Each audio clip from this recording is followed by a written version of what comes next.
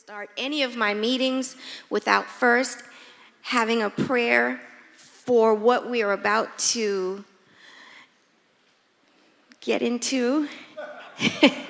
And we have our pastor here from New Macedonian. The historic Macedonian Church here located in Coconut Grove, Pastor Lance Bailey. I thought it appropriate to have someone from D2 to preside over our meeting for us. So if you would all stand. Let us pray.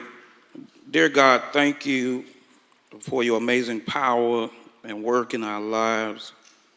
Thank you for your goodness and for your blessings over us today.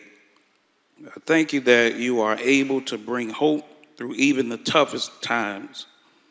Strengthen us for your purpose on today. Thank you for your great love and care. Thank you for your mercy and grace. Thank you for all you have done for us and all that you will do for us on today. Thank you for your incredible sacrifice so that we might have freedom and life. Forgive us for when we don't thank you enough for who you are, for all that you do, for all that you've given, and help us to set our eyes and our hearts on afresh, renew our spirits, and fill us with your peace and joy. We love you and we need you. This day and every day, we give you praise and thanks, for you alone are worthy. In the mighty name of Jesus Christ, we pray. Amen. Amen. Thank you so much. Commissioner Reyes, would you honor us with the Pledge of Allegiance? United States of America, to the republic which stands, one nation, under God, indivisible, with liberty and justice for all. Thank you. You may be seated. Mr. Manager, those who are not able to be present in chambers, are they able to hear this meeting outside? We're working on it, but as of right now, they can't. So we're working on it, though. How long is it going to take? The audio's working outside? Okay, so the audio is fine. We just don't have video outside. I'm sorry? We have audio. We don't have video yet. You have audio, so they can hear. Yeah. Okay, because I want everybody to be able to participate in this process. Of course, we can't have everyone sitting here because there's not enough space, but we should. And are they comfortable? Are they able to sit down? Do we have some place, or are they just standing? Can we get some chairs, some tents or something so that they, I don't know why we didn't anticipate that we would have such a huge crowd.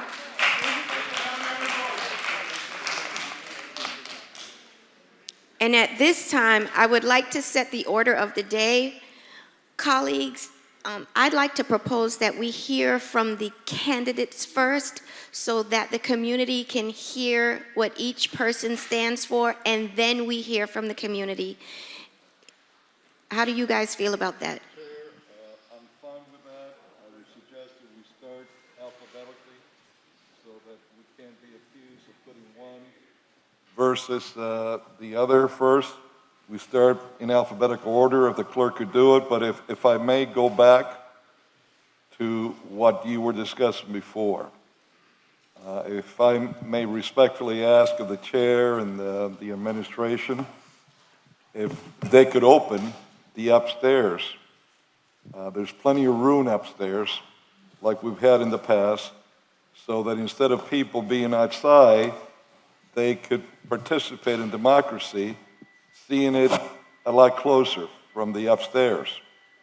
At the same time, I don't know if the cow room or whatever it's called these days, it's open, but if those that might want to sit back there and hear and watch it through the television, we should open that up too. Instead of having people outside, that's a little more, not as close as some people I think would want to be able to participate in. Madam Chair? So if we could do that, Madam Chair, I would be very appreciative. I agree with Commissioner Carollo. I was going to propose the cold room also, and any other space that we have, it could be either up here or by the, if there's not enough room, we can also, Joe, we can also use city managers or the mayors. Well, I see 3 people up there already. Yeah. So there's certainly room for many, many others. Yeah, there's a lot of room. So if staff could start working on That's right. making the attendees Yeah, and a if little you more can, comfortable. if you can get into the crowd room, those residents that they have any impairment, because they be sitting there, okay? They won't be standing like they be standing in the promenade. And I know that this is a very important topic, and it's very emotional, but I would ask you to please be respectful of the rules of chambers, no clapping. If you want to express your discontent or your happiness for anyone, please do this. And we're going to get through this. We are going to get through this. I believe our city attorney has a statement to read into the record. Thank you, Madam Chair. Detailed information about the processes, order of business, rules of procedure, scheduling or rescheduling of city commission meetings can be found in Chapter 2, Article 2 of the City Code. A copy is available online at www.municode.com. Any person who is a lobbyist pursuant to Chapter 2, Article 6 of the City Code must register with the city clerk and comply with the city requirements for lobbyists before appearing before the city commission. A person may not lobby a city official, board member, or staff member until registering. The City of Miami requires that anyone requesting action by the City Commission must disclose before the hearing any consideration provided or committed to anyone for agreement to support or withhold objection to the requested action pursuant to City Code Section 2-8. In accordance with Section 2-33F and G of the City Code, the agenda and the material for the agenda is available during business hours at the City Clerk's office and online 24 hours a day at www.miamigov.com. Any person may be heard by the City Commission through the chair for not more than 2 minutes unless modified by the chair. Public comment will begin approximately at noon and remain open until public comment is closed by the chair. Members of the public wishing to address the body may do so by submitting written comments via the online comment form. Please visit www.miamigov.com/meeting instructions for detailed instructions on how to provide public comment. Using the public comment form, the comments submitted through this comment form have been and will be distributed to elected officials and city administration throughout the day. Additionally, the online comment form will remain open during the meeting to accept comments and distribute to the elected officials up until the chair closes public comment. Public comment may also be provided live at City Hall, located at 3500 Pan American Drive, subject to any and all city rules as they may be amended. If the proposition is being continued or rescheduled, the opportunity to be heard may be at such later date before the City Commission takes action on such proposition.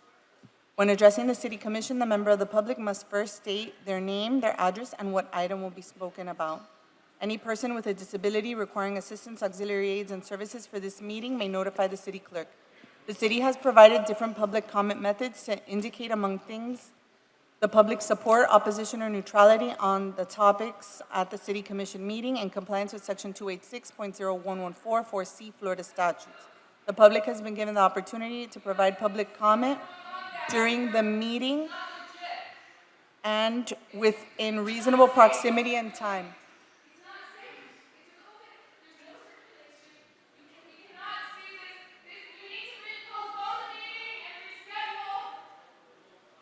Anyone wishing a verbatim record of the item considered at this meeting may request it at the Office of Communications or view it online at www.miamigov.com.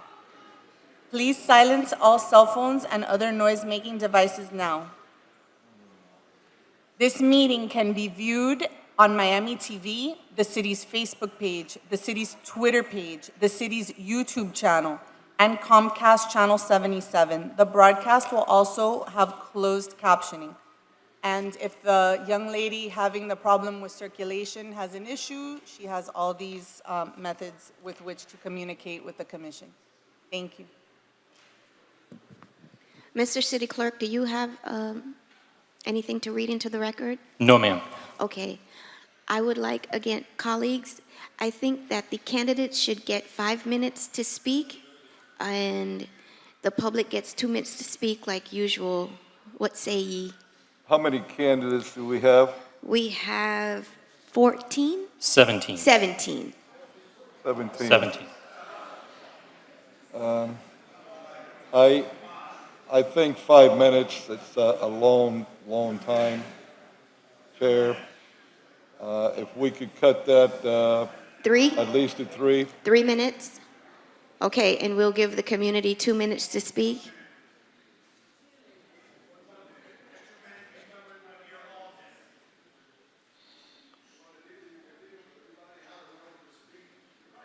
Chair, we really need any comments to be made on the record, so I would just request that if anyone wants to speak, that they come to a podium. Not yet. We're trying to decide. So what's the feeling, guys? Excuse me? What's the feeling for the candidates? 3 minutes. 3 minutes? So Three. each candidate will have an opportunity to speak for 3 minutes, and the public will be able to speak for 2 minutes. And we'll go in alphabetical order for the candidates, and we're going to allow the candidates to speak first. Okay? Chair, I respectfully request that before we move forward in hearing from the candidates, in hearing from the public, and then discussion among ourselves, that the chair makes it very clear that if there are individuals that want to be disruptive, that they think that democracy is only for themselves and are going to be screaming, saying things that are out of turn without them having their 2 minutes to come up and speak, that the chair instructs the personnel that we have here to politely escort them out of the chambers. Otherwise, this is going to become chaotic, and anybody that wants to have their 5 seconds of fame and pretend that they're very important outside of their own home are going to be screaming, yelling, and doing whatever they please. I trust this body, and I know that we are going to conduct ourselves in an orderly fashion, and we will use our ordinary policies and practices to address such conduct should that occur. But I'm confident that we're going to get through this meeting in an orderly way. I believe our first candidate, and we're going Chair. in alphabetical order. Chair, I Yes. apologize. Is there a cutoff time that the body would like to provide or direct me? 3 when it come- minutes. No, when it comes to the acceptance of applications? Because currently we're still accepting applications. How long should we continue to accept them? Should the cutoff time be now, at the end of the last applicant that speaks? I need a cutoff time. I believe that everybody had enough time to apply, and since we're starting it, that we cannot keep adding names here. Well, since we did not indicate a cutoff time, I think it would be appropriate for us to indicate that. Yes. I would suggest to this body that the cutoff time would be that anyone that would like to be considered would need to have their application submitted before the last speaker that has submitted an application speaks. And then the clerk, if there's one or more, can bring them up in alphabetical order, if there are any other candidates. Yeah, I understand that your argument that there was not a cutoff time. I don't know if we didn't. We didn't. We didn't when we advertised this. We didn't say that. We didn't state it. Or we should have. We should We have didn't. stated it. Yeah. And that leaves us open then.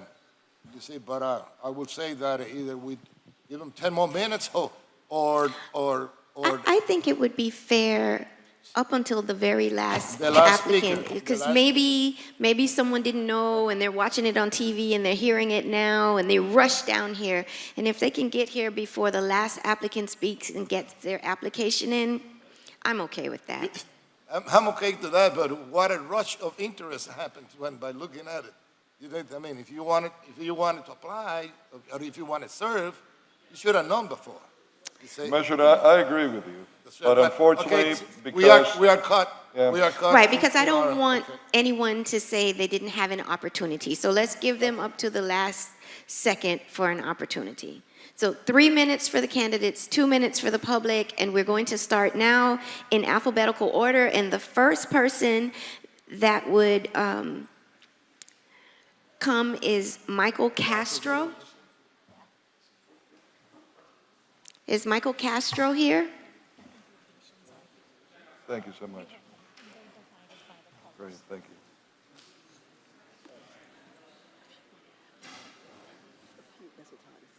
How many? Want to read all of this?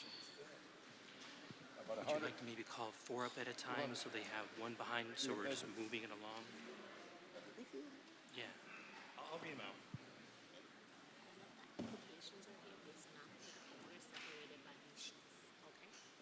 What a waste of paper.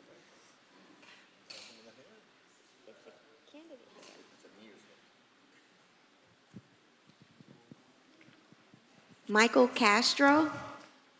Chair, if I may, I could read maybe 4 names and we could start to have some of the applicants up at the podium and ready to go. Sure. Okay, so the first 4 applicants, Michael Castro, Sabina Covo, Marcelo O. Fernandez, and Michael J. Goggins. If you are here, please come to the podium.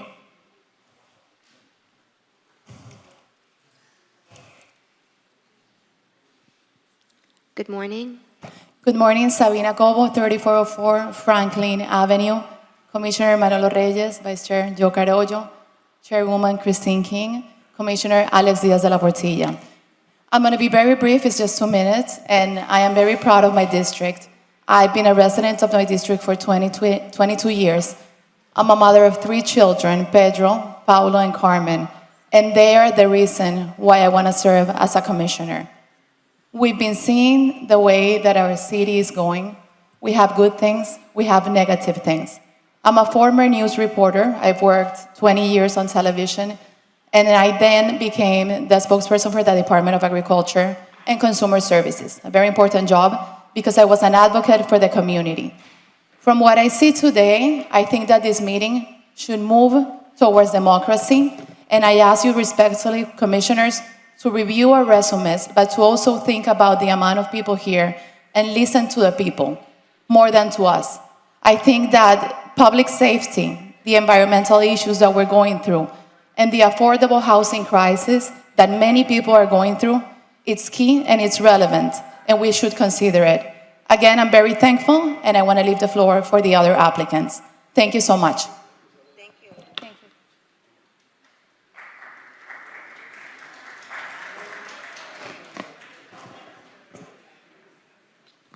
Good morning. Good afternoon, Commissioners, Madam Chairwoman. My name is Michael Goggins. For the past 30 years, I've worked in the very highly regulated securities industry. I've operated within a fiduciary capacity with clients and corporate individuals. In addition, I've been a CEO and president of a publicly traded company that had operations throughout the world, South Africa, Asia, Europe, and Australia. I currently hold degrees in criminal justice, business administration, and I also have an MBA in finance.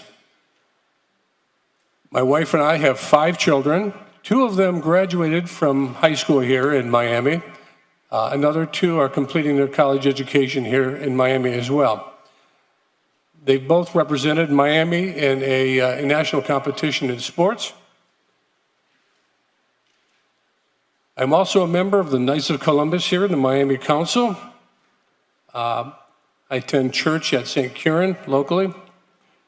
It's important, too, that currently I provide individual services to clients for tax preparation, mortgage loans, wealth management, and real estate. I have no connection or alliances with any special interest groups whatsoever. All my clients are individuals.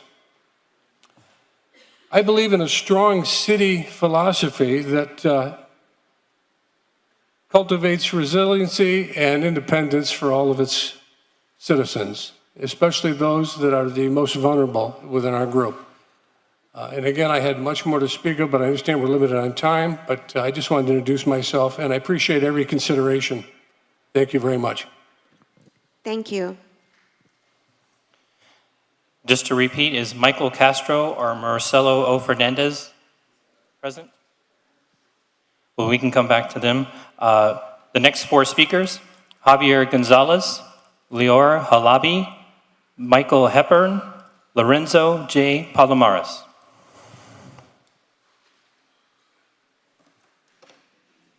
Thank you, Commissioners. Thank you, Madam Chair, City Manager, and City Attorney. Thank you for all of you that came out to listen to us. A lot of you know me. I've advocated in front of you for Coconut Grove issues. Sir, what is your name? My name is Javier Gonzalez. Javier Gonzalez. I was going to get there. Sorry. So some of you know me since I've been up here. I grew up in District 2. I came back in 1966, and I've been in 2 for the last like 50-something years. And one of the things that I feel a city commissioner should have is the fact that we have an experience, a history within our city, and I think that's critical. And when I look back at the things that I have done through my years, I worked in retail. I was the youngest sales manager in Jordan Marsh's history, for those of you who remember Jordan Marsh. I had over 20 employees. From there, I went and got into a bakery. I owned a wholesale bakery with over 30 employees, and I'm currently a real estate agent within the city of Miami. I do a lot of business throughout the whole area, and I think it's important to use these historical or these jobs for, I guess, for knowledge, for the experience that we have. I have been involved in public service. I served on the chair as chair of the Coconut Grove Village Council. I have sat on that side of the aisle, and I know it's a tough job, and it's a very difficult job because we have to really moderate how we handle ourselves and how we explain things. And one of my goals with the chair of the Village Council was to open lines of communications through state, federal, and local levels, and I think we accomplished that. And the other thing, too, is very important to note is District 2 is just not Coconut Grove. We have to work within our framework of Brickell, downtown Edgewater. I'm also a CAM manager as part of my real estate career, and I was also a condo president for 10 years. So I know what the condominium industry is suffering, is going to go through, and I think it's important to have someone as an interim, and that's one of the key elements, too. This is an interim position. This is not a 4-year position. This is an interim position to be able to step in and actually hit the ground running and be able to do what is needed within the district. So I think that's important. I met with the finance and the budget folks yesterday, and I think it's important to know that the interim position is going to have to be going through the budgeting in September. And I think it's important for these candidates and for everyone out there to understand that this is going to be one of their responsibilities. If I have a couple minutes still?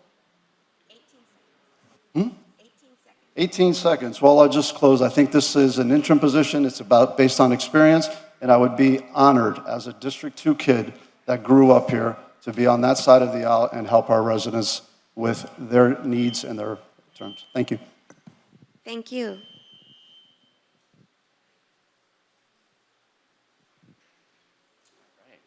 Good afternoon. Good afternoon. My name is Michael A. Hepburn. I reside at 230 Northeast 4th Street. And I'm going to talk from the heart today. Actually kind of changed what I wanted to say, just standing here looking at the room.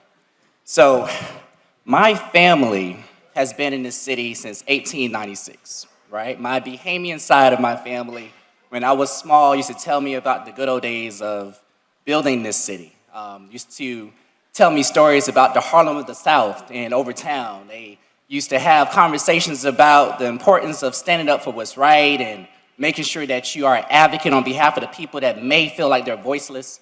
And at that time when I was growing up, I did not understand that I would grow up to be a civic activist in the city. I didn't understand that I would go on to like win Silver Knight or start neighborhood associations or become a public policy advocate across this nation. But I did understand when I was small that regardless of what I did when I grew up, I was going to do the right thing. I was going to fight for the right thing. I was going to advocate for the right thing.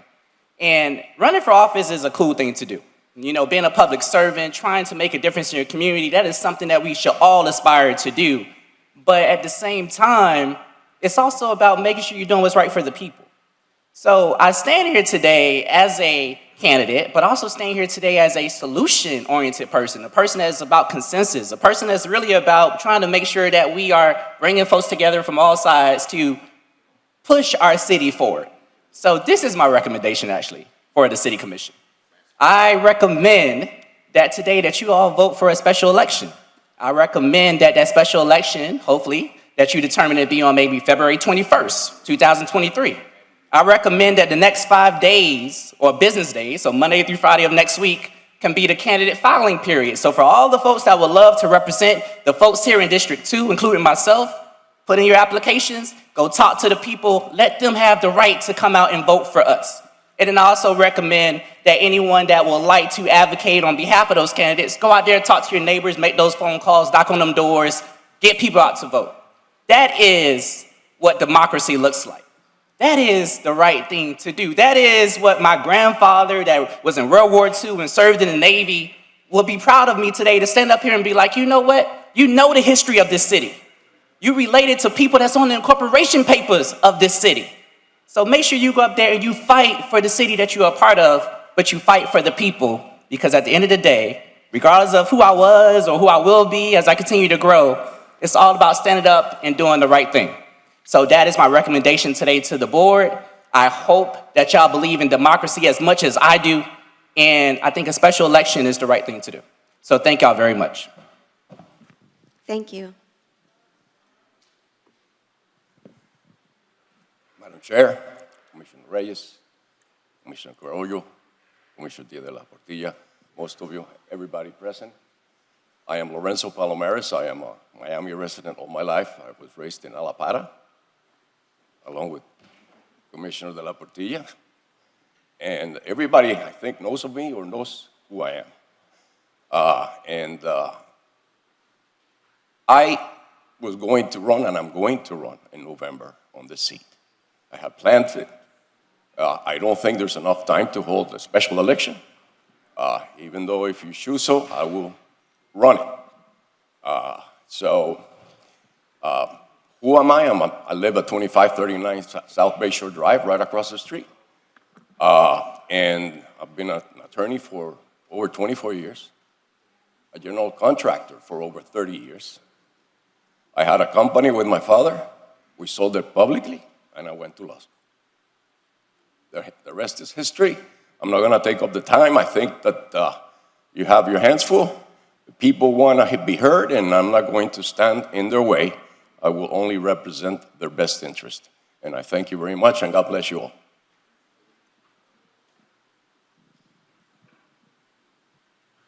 Hello, everyone. Lior Halaby, 2701 Biscayne Boulevard, Edgewater, Miami. I'm a resident of the US in Miami the last 8 years. I moved from Israel. For me, that's the American dream here. And to be represent also and to represent other people. That's democracy. I support for you to decide on special election. I think everyone here that are ready and ready to talk with other people and ready to listen to the district itself residents will be ready also for special election. I think that's the decision that you guys need to take. Thank you.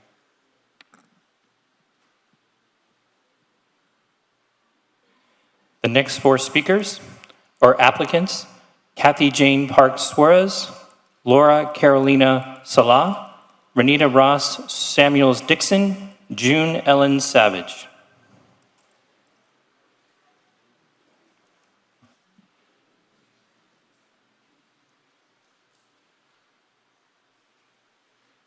Good morning. Hello. I'm Kathy Jane Parks Suarez. All of you know me. I've worked with all of you. My community is the most important thing. We need somebody. We need somebody that wants to get in there and do the work without any distractions and work with all of you and not take away from campaigning for November 2023. I know you've heard it before, that they're not going to run. I have made a commitment with my business partners to take off until December 1st of 2023 to commit to my community. When I saw who was running and I didn't recognize some of the people, I thought, what's going on here? But now there's so many people that want to run for this position. Give them the gift of time of 10 months of running, raising money, knocking on doors, and getting to know the voters, and giving the voters the voice, and give someone the chance to come in here that has worked with all of you, who has spent a full time at City Hall trying to help her community, working with all the other commissioners, and moving things forward. The decision is yours, but we're wasting time, and time is important, and my community is suffering. District 2 will suffer if we have somebody campaigning, raising money, because we all know there's going to be a lot of money in this play. Thank you. I won't be running, but thank you.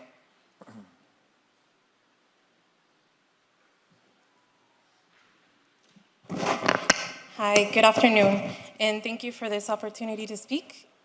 My name is Laura Carolina Sala. I live at 3338 William Avenue, and I'll start by saying, to know who I am, you would need to know I've defied odds my entire life, and I'm grateful for every challenge that has come my way.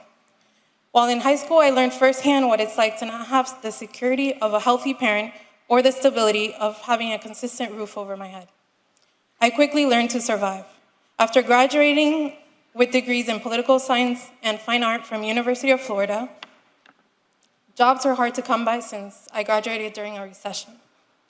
I put my belongings into a suitcase and moved to New York City. I worked my way to my dream job at the time, which was to work for the United Nations. I worked in humanitarian aid, helping victims of disasters all over the world. I was then selected to work in the field on assignment in peacekeeping for Somalia, an unbelievable experience with its share of challenges. After living in Africa for almost a year, I needed to come back home. Coconut Grove always felt like home to me. It was where I went to middle school, attending George Washington Carver, and Cocoa was where I got my first job. Coming full circle, after traveling to over 50 countries, I purchased my home in West Coconut Grove at the age of 26, and there is nowhere I'd rather live. Professionally, I completed a master's degree in international relations and conflict resolution. Working in public affairs uniquely qualifies me for this vacancy, despite having no political ties. I believe most conflicts at their core are often just a form of communication failure, and with tact, empathetic understanding, and compromise, I'm certain all can be resolved amicably. Currently, I'm the Public Affairs and Communications Director for the Ladies Empowerment and Action Program, better known as LEAP, which is a local nonprofit that offers justice-impacted women a real second chance at life.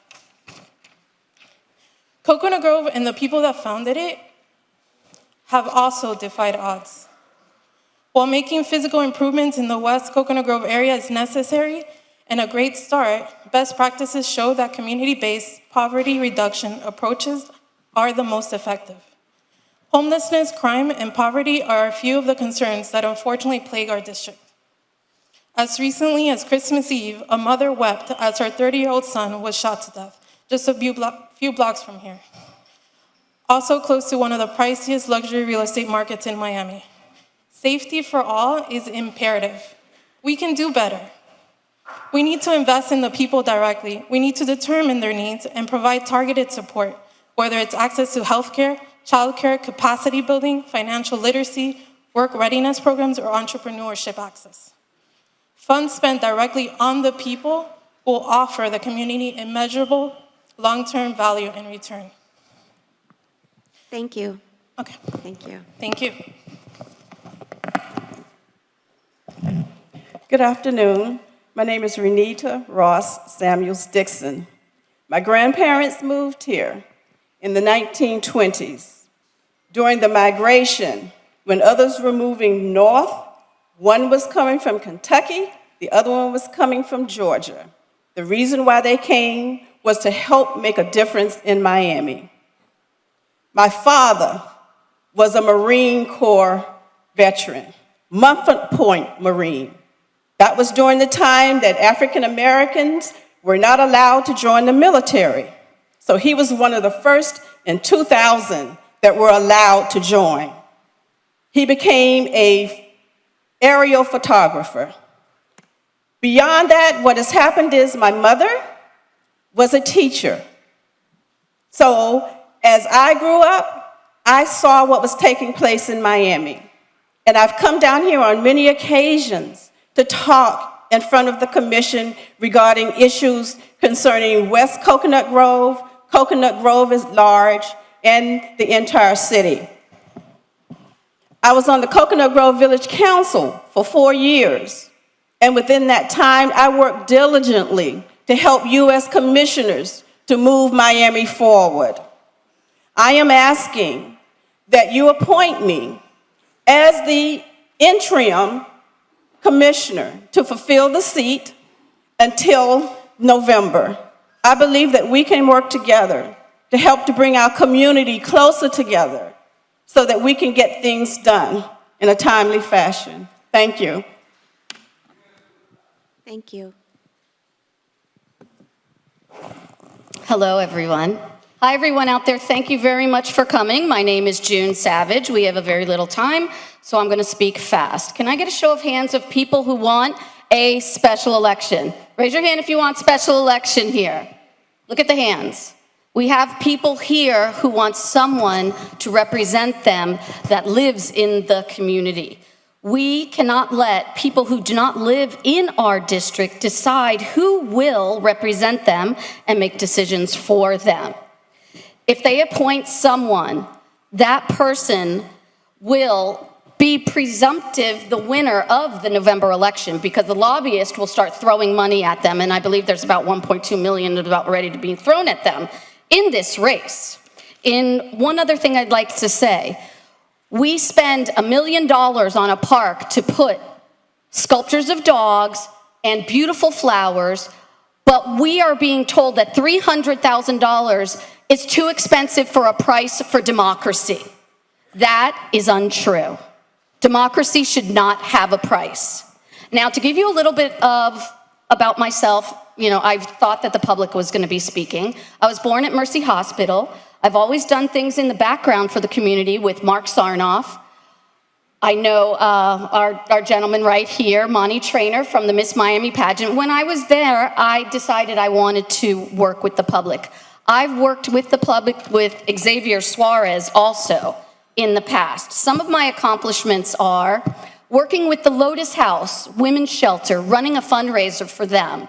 I've negotiated the largest community activist critical mass, getting together all the tri-municipalities of the police department to work together. I've done town hall meetings with Xavier Suarez, Francis's father, in the background. I made sure that with Mark Sarnoff, I fought the bar that wanted to stay open till 5:30 a.m., close sooner, so the families could wake up and train and ride their bike, because I've been on the Bicycle Advocacy Committee for years, helping the bicycle people stop having the deaths and calling for DUI checkpoints, doing things on my own accord.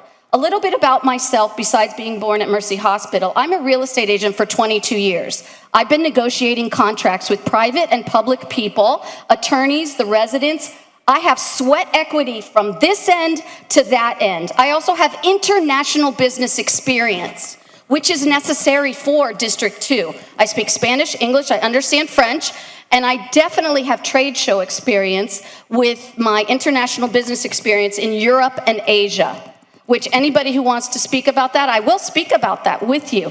This is a district that is also not just Coconut Grove, where I live and ride my bike with my parrot, and I go say hi to everybody at the coffee shop. This takes a Thank you. person with a lot of experience. Thank you. The next three speakers, Hector Silva, Jorge Suarez Menendez, James Torres.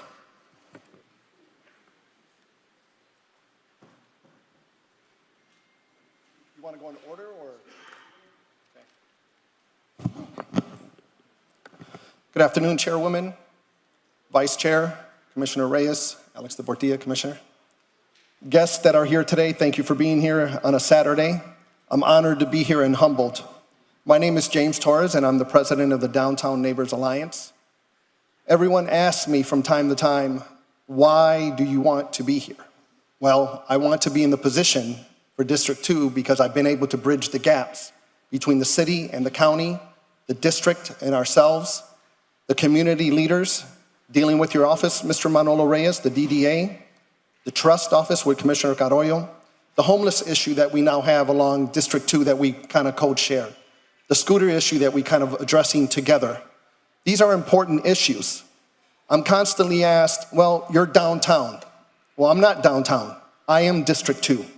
I look at it as diverse as I can because this district is diverse.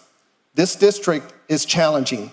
We look at some of the accomplishments that I have been able to do, and that's the important thing, is bridging the gap between the city and the county and things that we need to do. Part of those things are enforcing noise pollution. That was a big issue that the commission worked with us in addressing the noise exemption that was just recently passed. That was an issue that was going on for years in our beautiful city. Not only affecting District 2, but affecting the entire city. We were able to champion that. You guys listened to us. We gave you information as to why that was important for us. The street lights, the traffic lights that are either working or not working. Looking for ways to address the budget concerns because whoever sits there with you will have to address the budget to reallocate things the way they should for the District 2. We also created a temporary parking issue along Biscayne Boulevard in working with the DDA and the Miami Parking Authority. We championed that because there was danger zones in that area. These things is what we did. Myself, I'm not from Miami. I've been here 9 years, but I'm the individual that I roll up my sleeves. People in this audience will see and maybe share with you that they will constantly see me walking the streets of Miami in your districts, addressing things because it is not one-dimensional. I'm more than that, and that's what the city needs in reaching out and working with all of you folks together. So I kindly ask the decision that you're going to make today, that I sit with you in the appointment and bridge the gap so we have a better city and working relationships to address not only the district, but the diversity that is here with us today. I thank you for your time, and I look forward to going to the next steps with you. Thank you.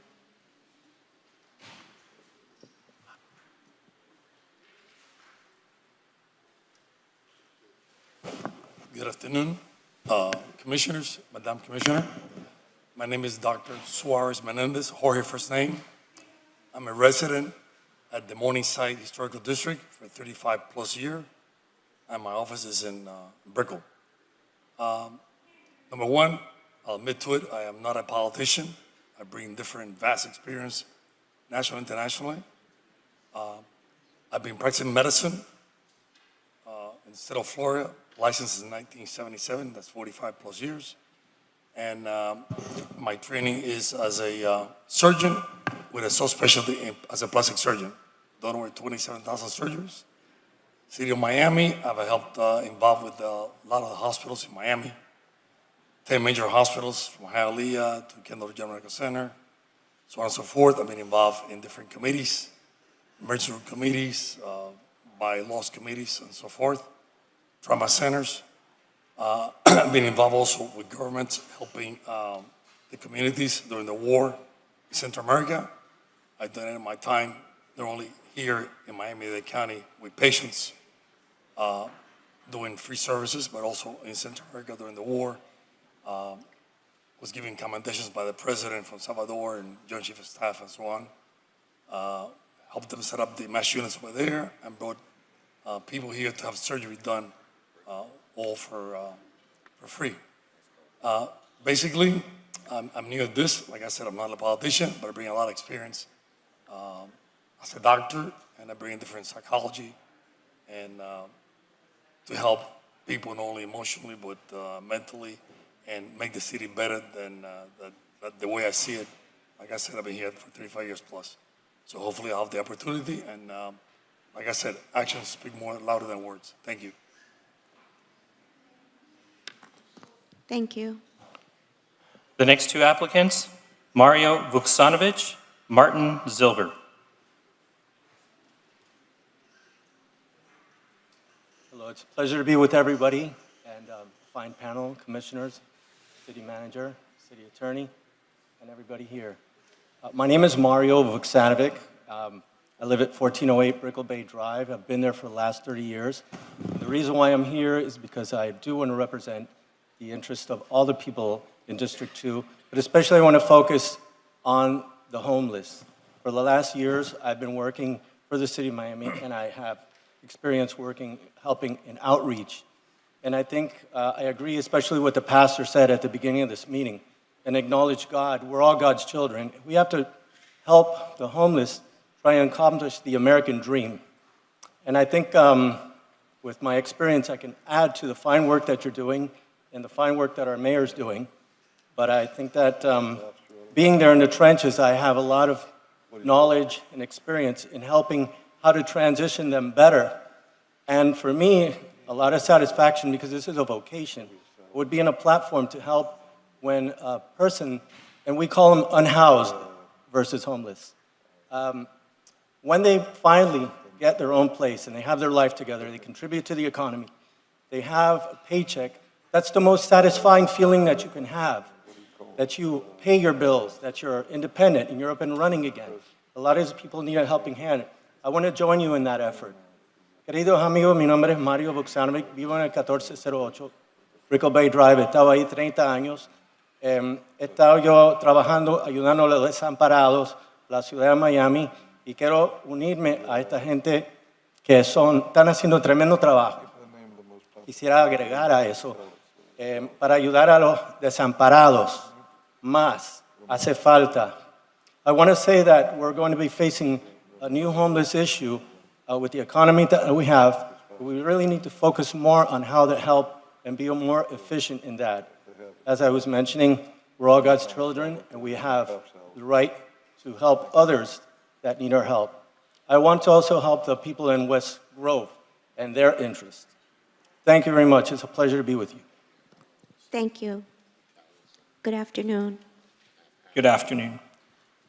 Again, good afternoon, everyone. Commissioners, Mr. Clerk, Madam City Attorney, the residents of Coconut Grove, District 2, so many friends and family. Thank you for the opportunity to let me speak here today. I love Miami. I was born and raised here in Miami-Dade County, and in 1987, while I was in law school at the University of Miami, I moved into Brickell Avenue in District 2, and I never left. Over 30 years ago, I bought my home in Coconut Grove, where my wife, Cindy, and I raised our family, my son, Michael, my daughter, Lee. I know my mom, my wife, my son, they're here somewhere. I lost track of a lot of them, unfortunately. My daughter-in-law, Lizzie, still feels a little strange to say that. It's hard for me, number one, to believe I'm old enough to have married children, and they're newlyweds, so they just got married a month ago, and this is how they're spending their day. So I'm glad that they're here for me. My daughter's in New York. I hope to have her back one day. I look forward to working with all of you and the opportunity to continue to serve this district as I have for many years as an elected Coconut Grove councilman, as a Coconut Grove Playhouse board member, as vice chair of our Dade County Cultural Affairs Council, as a board member of the Convention and Visitors Bureau, a trustee member of the Miami-Dade Chamber, the Coconut Grove Chamber, and as a board member for many years of our public hospital, Jackson Memorial. But I'm most proud of my service as a twice-elected Miami-Dade County Circuit Court judge, where I was privileged to serve this community in the criminal, civil, and juvenile dependency divisions, where I was able to touch and improve so many lives. and where I was honored to have the support of so many bar and community leaders, such as past president of the Florida Association of Women Lawyers, Deborah Baker, current president of the Black Lawyers Association, Chris Lomax, president-elect of the Florida Bar, Roland Sanchez Medina, past president of the Black Lawyers Association, H.T. Smith, past president of the Florida Bar, Alan Diamond, Congressman Kendrick Meek, past president of the Cuban-American Bar, Javier Lopez, past president of the Miami-Dade County Trial Lawyers Association, Eric Bluestein, and so many others. And I'm so humbled and happy to see so many of them that are here today. I have been honored to have been elected by this community 3 times, and I look forward to continuing to represent my hometown on this city commission. With your help and hard work, I know together we can make a difference. Thank you for allowing me again the time to speak. Thank you. Someone asked my name. I thought we said it again, but Martin Zilber, and thank you again. Good afternoon. Good afternoon. My name is Hector Silva. I live in District 2. Sorry,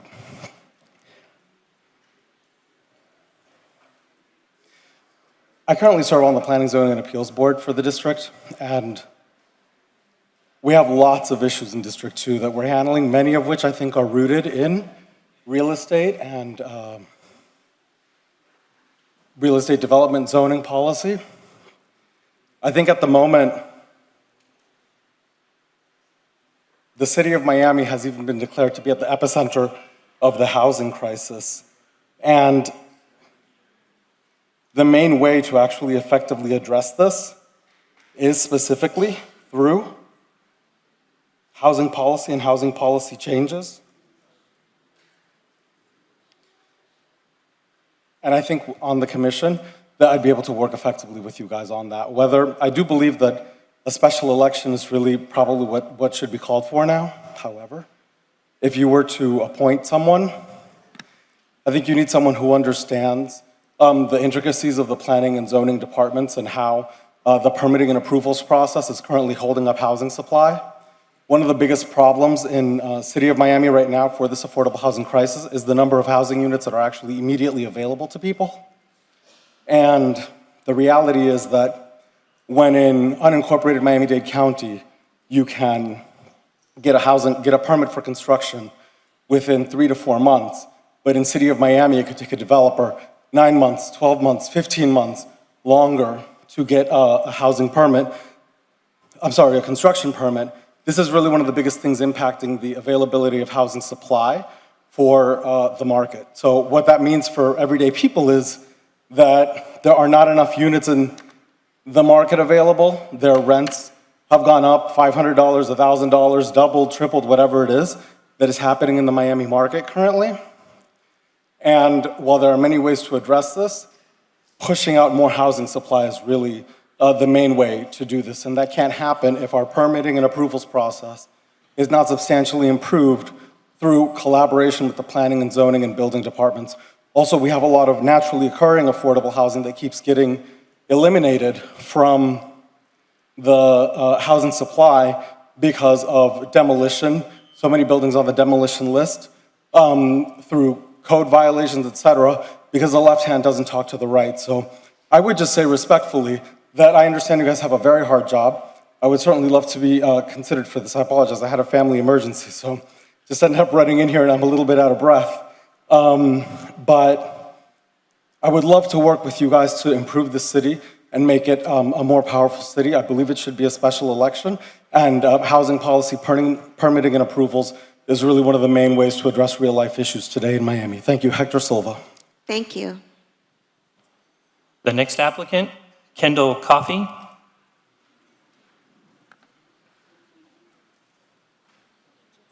Well, thank you, Honorable Commission.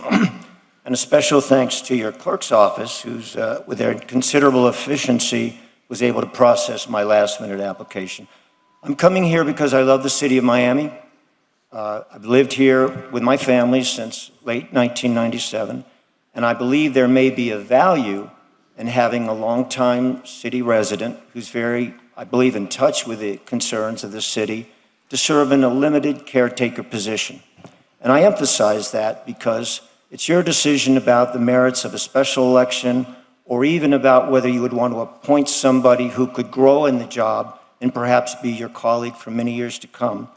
I'm only asking to be considered for 10 months. I categorically could not and would not do more. And I always have some reservation about appointments that create an incumbency that perhaps make it more difficult for other deserving applicants. And you have so many deserving applicants. I was blown away as I was listening to the qualifications. And some of them I know well, like Sabina Kovo and Marty Zilber, both of whom are great, who would be great commissioners.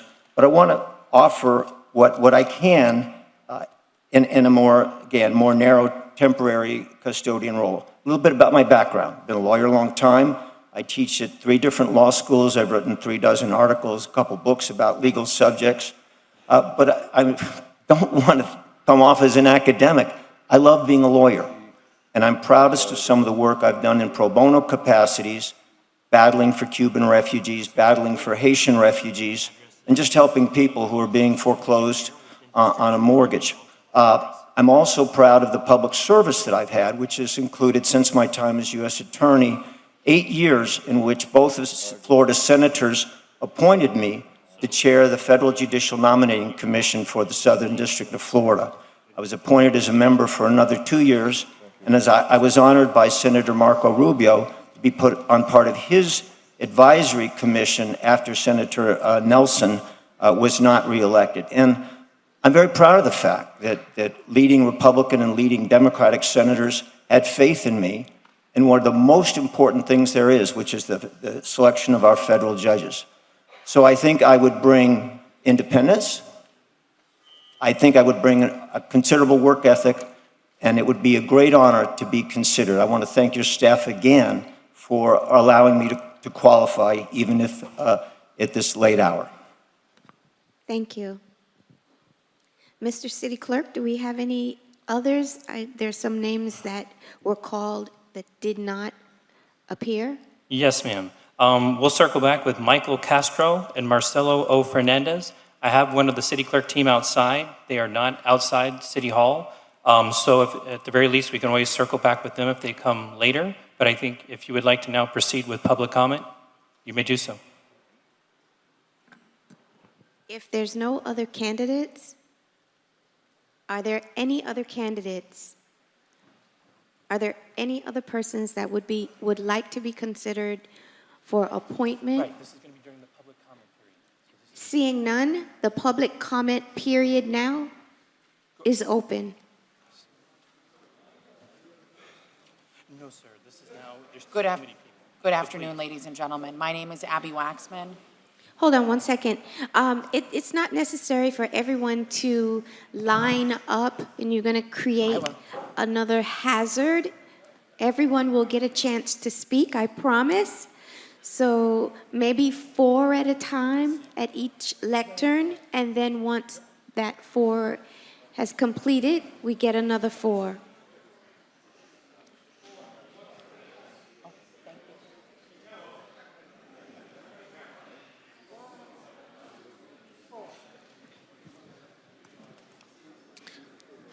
Folks, afternoon. If I may, there will be 4 people standing to speak at any given time. Please do not lose your seats. So everybody other than 4 at each lectern, 4 people at each lectern that are going to speak, please sit, and then you will have the opportunity to stand up and speak.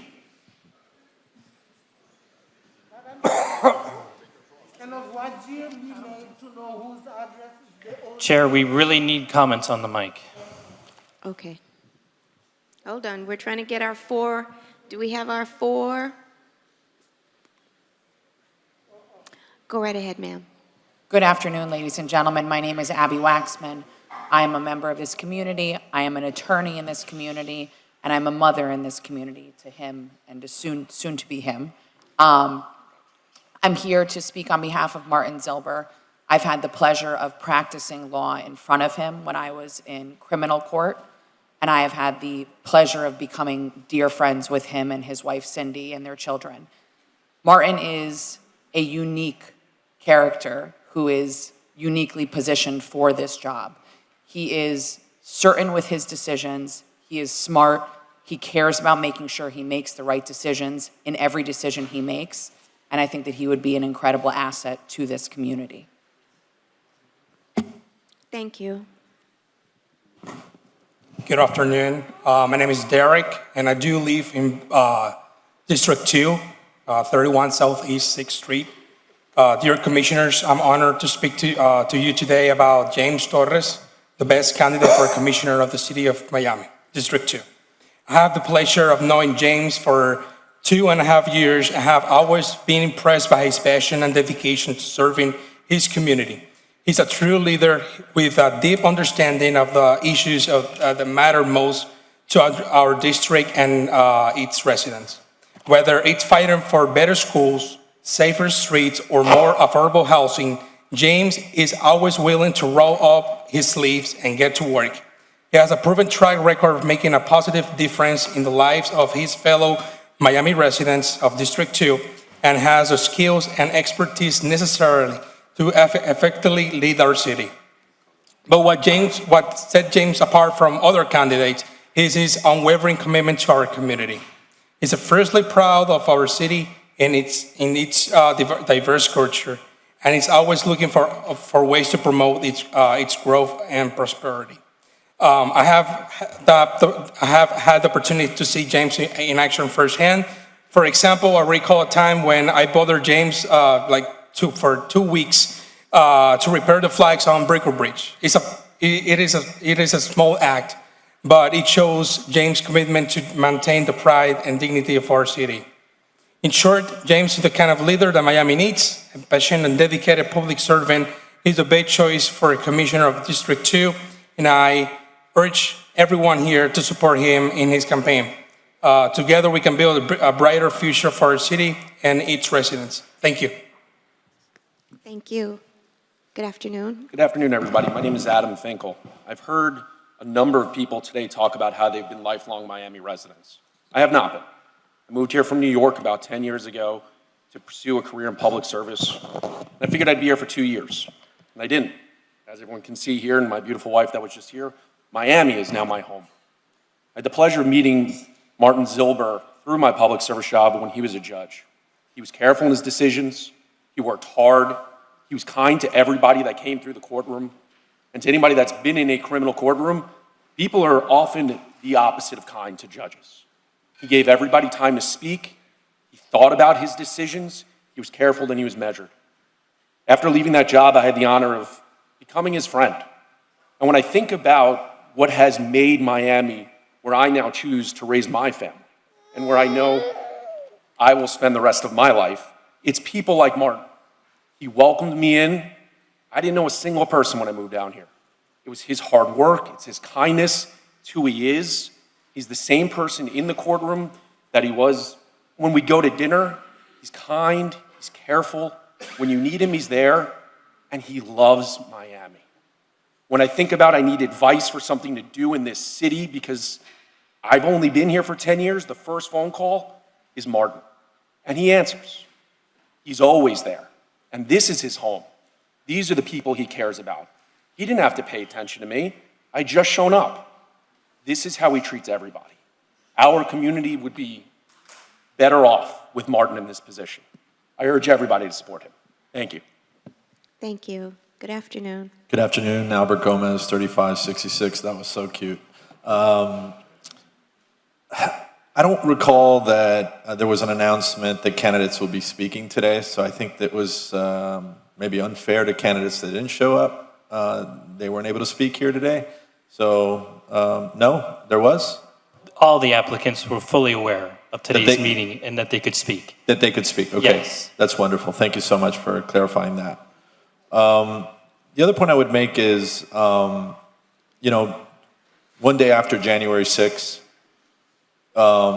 ratifying elections for the United States government and us having a discussion on whether or not we're going to appoint or elect or hold a special election, I think it's really critical that we give the public every opportunity to speak and give their points of view. And one of the ways that they exercise that is through elections, special or not. So every opportunity we have to embolden the public, we should give the public that opportunity. And then on another point I would like to make is incumbency, the point of incumbency. Christine, I know this is, Commissioner King, this is, I'm not speaking to you directly, I'm more for allowing people to be elected, not appointed. And I think it's really critical that we don't give anybody runway for a follow-up election, that we give them the opportunity to be elected by the public and move forward from that. And then when it comes to the budgeting discussion, you know, we have $76 million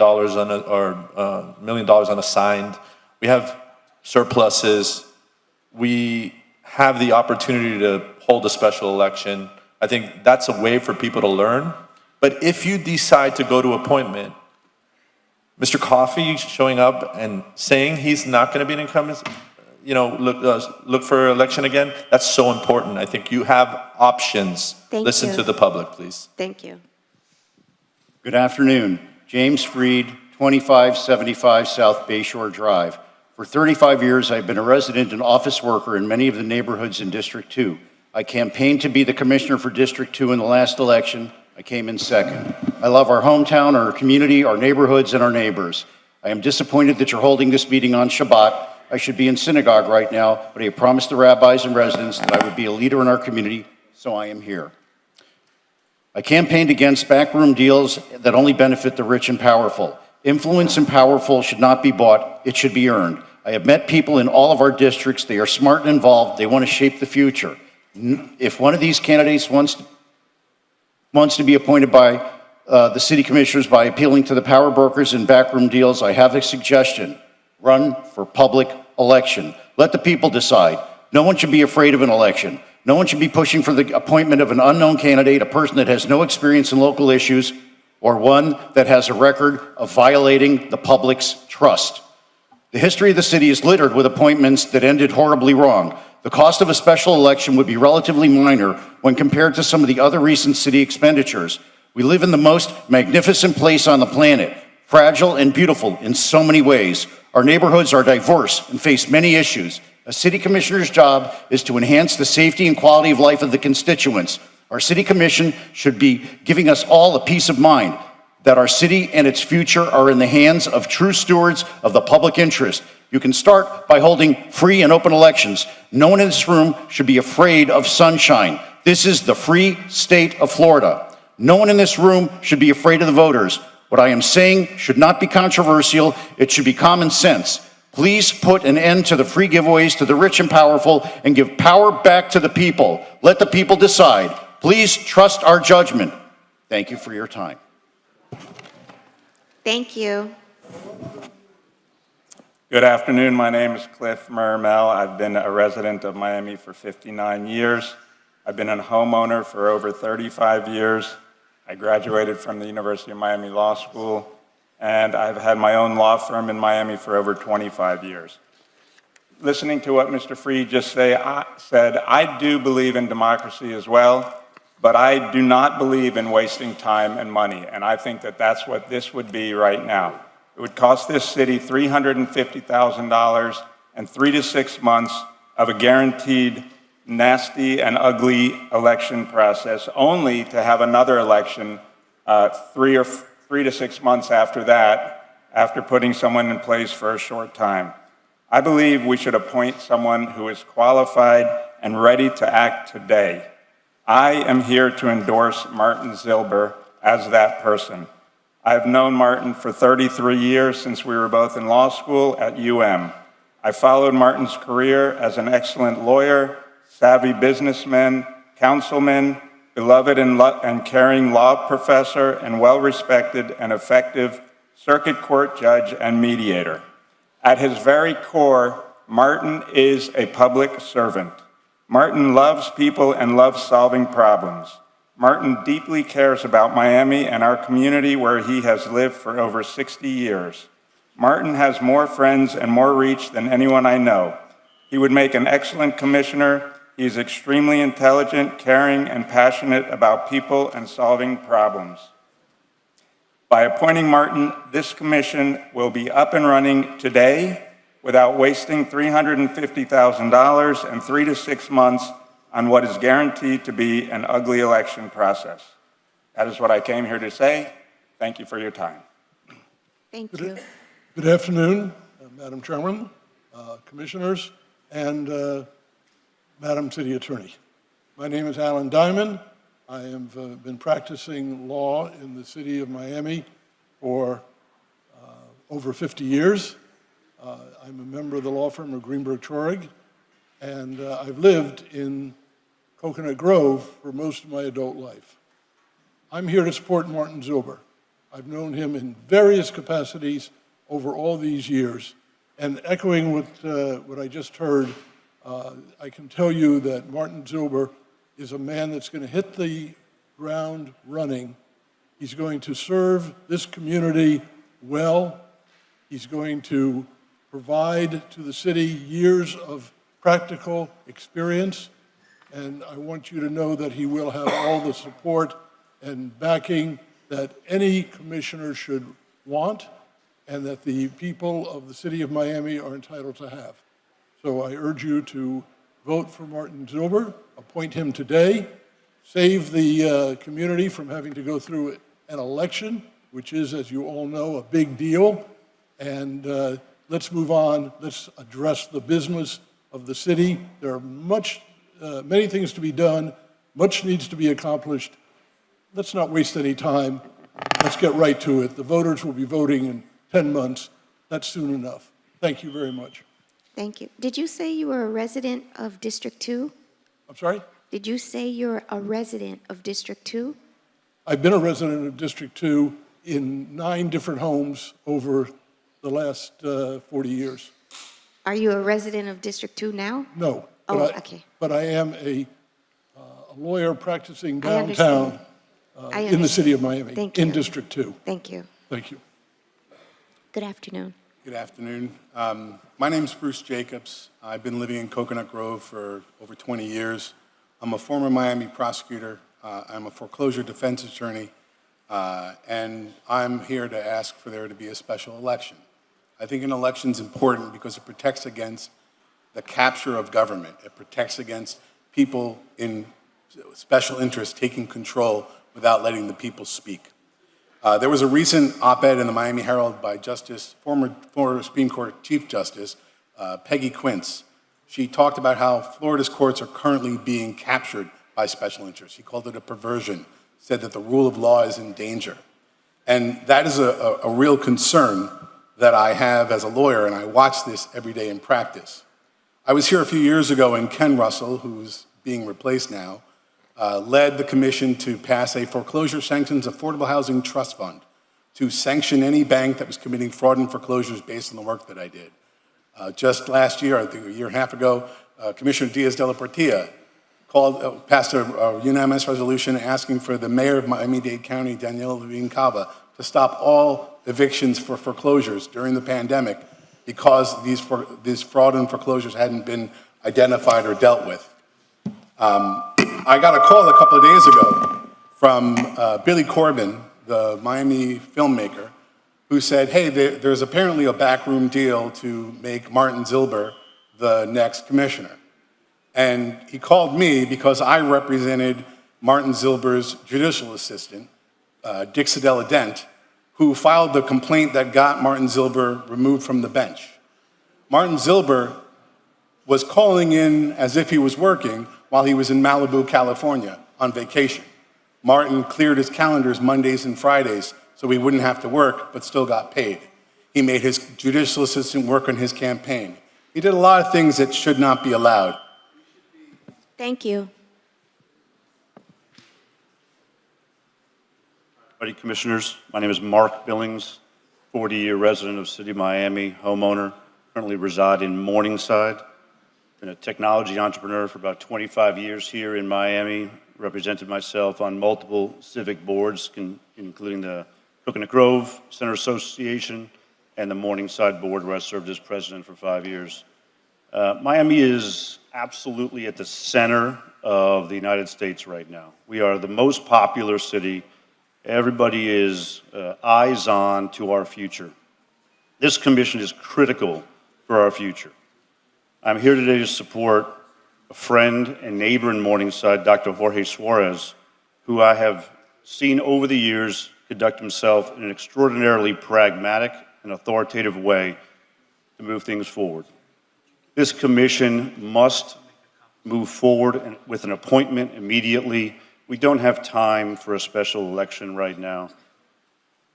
In your experience, you should select the person who you know you can work with, get to decisions, and move this city forward. We have pressing issues, we have business to do, and the world is watching us right now. Please find somebody you can work with, make this special appointment, and let's put ourselves in the best light possible. Thank you. And you were saying your neighbor is Dr. Jorge Suarez. Dr. Jorge Suarez? Yes, ma'am. Thank you. Thank you. Good afternoon. Good afternoon. My name is Alan Schwartz. I appear before your commission on behalf of the candidacy of Mr. Torres. I believe everyone in this room is here because they are tired of listening to a lot of talk and not having actual action that accomplishes things. Some months ago, I was approached by Mr. Torres to help or act in my capacity as controlling one of the larger buildings on Biscayne Boulevard to free a park that is directly across the street from 5 large buildings. I consider myself one of the 5 sister buildings. The problem was that the park had been taken over by criminals, drug users, homeless people, and the park was virtually unusable. I had an idea. I met with Mr. Torres. He gave me his time because I did not have the time to organize what had to be organized. And some weeks later, there was a meeting between the person who controls the park, Mr. Carollo, the head of the police department, the head of the unit of the police department that deals with the homeless people. We had other board presidents there. And I would say the meeting, while the meeting with the police department took a half an hour, the meeting with the other people and with Commissioner Carollo lasted 15 minutes. At the end of 15 minutes, I volunteered $40,000 of my own money to contribute to the operation of the park, and I suggested that all of the other board presidents that were around us, that they would help contribute also, because just complaining wasn't getting anywhere. The meeting lasted probably 15 or 20 minutes. 3 weeks later, there is not one homeless person, there is not one drug. Thank you. Thank you. Good afternoon, honorable members of this board, members of the community. We all have in this room one common interest, which is to select the best leader and the most, I would say, democratic forum to solve the problem of filling a vacancy that we have in the commission. Whether we go one way or we go the other, I want to alert this commission that we have very serious problems in this community, in Dade County and in Miami. There are neighborhoods right now where citizens cannot go out from their homes after 6 o'clock in the afternoon, or they are assaulted, or they are offered drugs.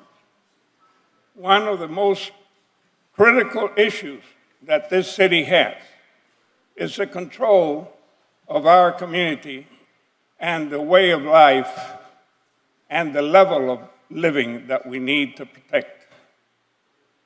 We have to select somebody to fill that vacancy in the commission that has a strong view of controlling the distribution of drugs in our community. I think that this is one of the principal issues that we have to deal, and I have not heard of anybody address this issue today.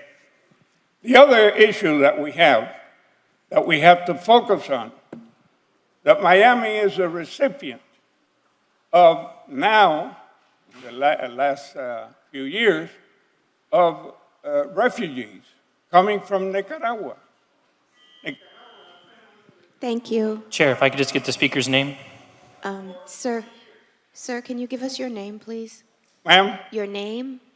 Raymond Molina. Thank you, Mr. Molina. Yes, your time is up.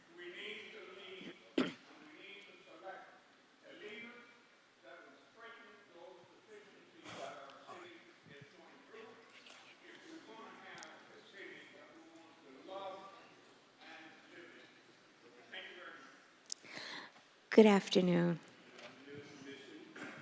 My name is Jihad S. Rashid, and the subject of the matter today is appointment or election. I'm a fierce person that protects and is eminently concerned about the franchise to vote. But we also have an opportunity today, an opportunity beyond just that. We have an opportunity to reaffirm and reestablish the relationship between the voters and our representatives with respect to efficiency and timeliness. We have a situation where if we went forward with an election, that election probably wouldn't take place till March. And whoever is elected probably would not represent this district for more than 25, they'll probably miss 25% of the 25% of the meetings. We want to defer to our public servants and our elected representatives. And mostly we should take that responsibility as voters on ourselves. But in an occasion like this, I think we can accomplish a couple of things. If you decide, Commission, to make an appointment, then I wholeheartedly endorse the appointment of Judge Zilber. And there's several reasons why we could do so. I'm urging this because he would be ready on day one. He's known throughout the district, from Edgewater to the Little Bahamas sections of Coconut Grove Village West. He is... Thank you. Thank you.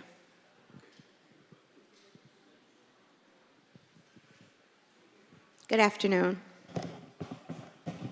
Good afternoon. My name is Ron Nelson, 2535 Inagua Avenue, Miami, Florida, District 2.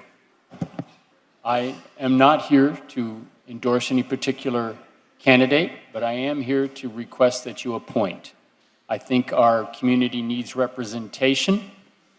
We need it now. There's several issues for District 2 coming before the commission in the next few meetings. And if we go to election, we will not be represented at those meetings. Although you're perfectly capable of covering the bases, it would be nice to have someone from the district there. So that's my main point. The election, again, I'm not worried about the money, I'm worried about the time and the representation. Also want candidates who want to take the seat to campaign properly for the next few months for the November election. So if you appoint someone, it'll be, you've appointed them because you feel they're the appropriate qualified person to take that seat and that they would be qualified to represent the residents. Many people up here that came up as candidates are qualified and could do it, and I'm sure you've read their resumes and you can make a decision. Thank you very much. Thank you. Good afternoon. Hello, my name is Raul Segredo. I'm a 45-year resident of Miami and currently living across from the Maurice Ray Park on Biscayne Boulevard. And my message is a little bit different. Thank you, Commission. I love Miami. It is the center of the universe. And I'm seeing so much progress being made in the city right now. As you heard from someone before, the park across the street is now usable. I love walking that park. I love the artwork that's been installed there. I love the sidewalks clear of the scooters. I love everything that is going on here. We are the center of the universe. The bridge is going up. And my ask of you is don't lose steam. Don't let this setback. Use the ability you have to appoint a replacement and continue doing exactly what you're doing. I endorse you completely. As far as a candidate, in all those things that I mentioned, I keep seeing James Torres involved in all those solutions that I mentioned. And if you had to ask me, that's who I would appoint. Thank you very much. Thank you. Chair, Yes. for the record, I decline to be appointed to District 2 Commissioner. I'm very happy at District 3. Noted. Good afternoon. Good afternoon. Buenos días. Mi nombre, bueno, primero que nada, buenos días a todas las autoridades de la ciudad de Miami-Dade. Mi nombre es Cintia Álvarez. Formo parte de la comunidad nicaragüense acreditada en el estado de la Florida y vivo aquí en la ciudad de Miami. Soy presidente de la organización Freedom Fire Nicaragua y vengo esta mañana a proponer al licenciado Lorenzo Palomares para comisionado en la ciudad de Miami.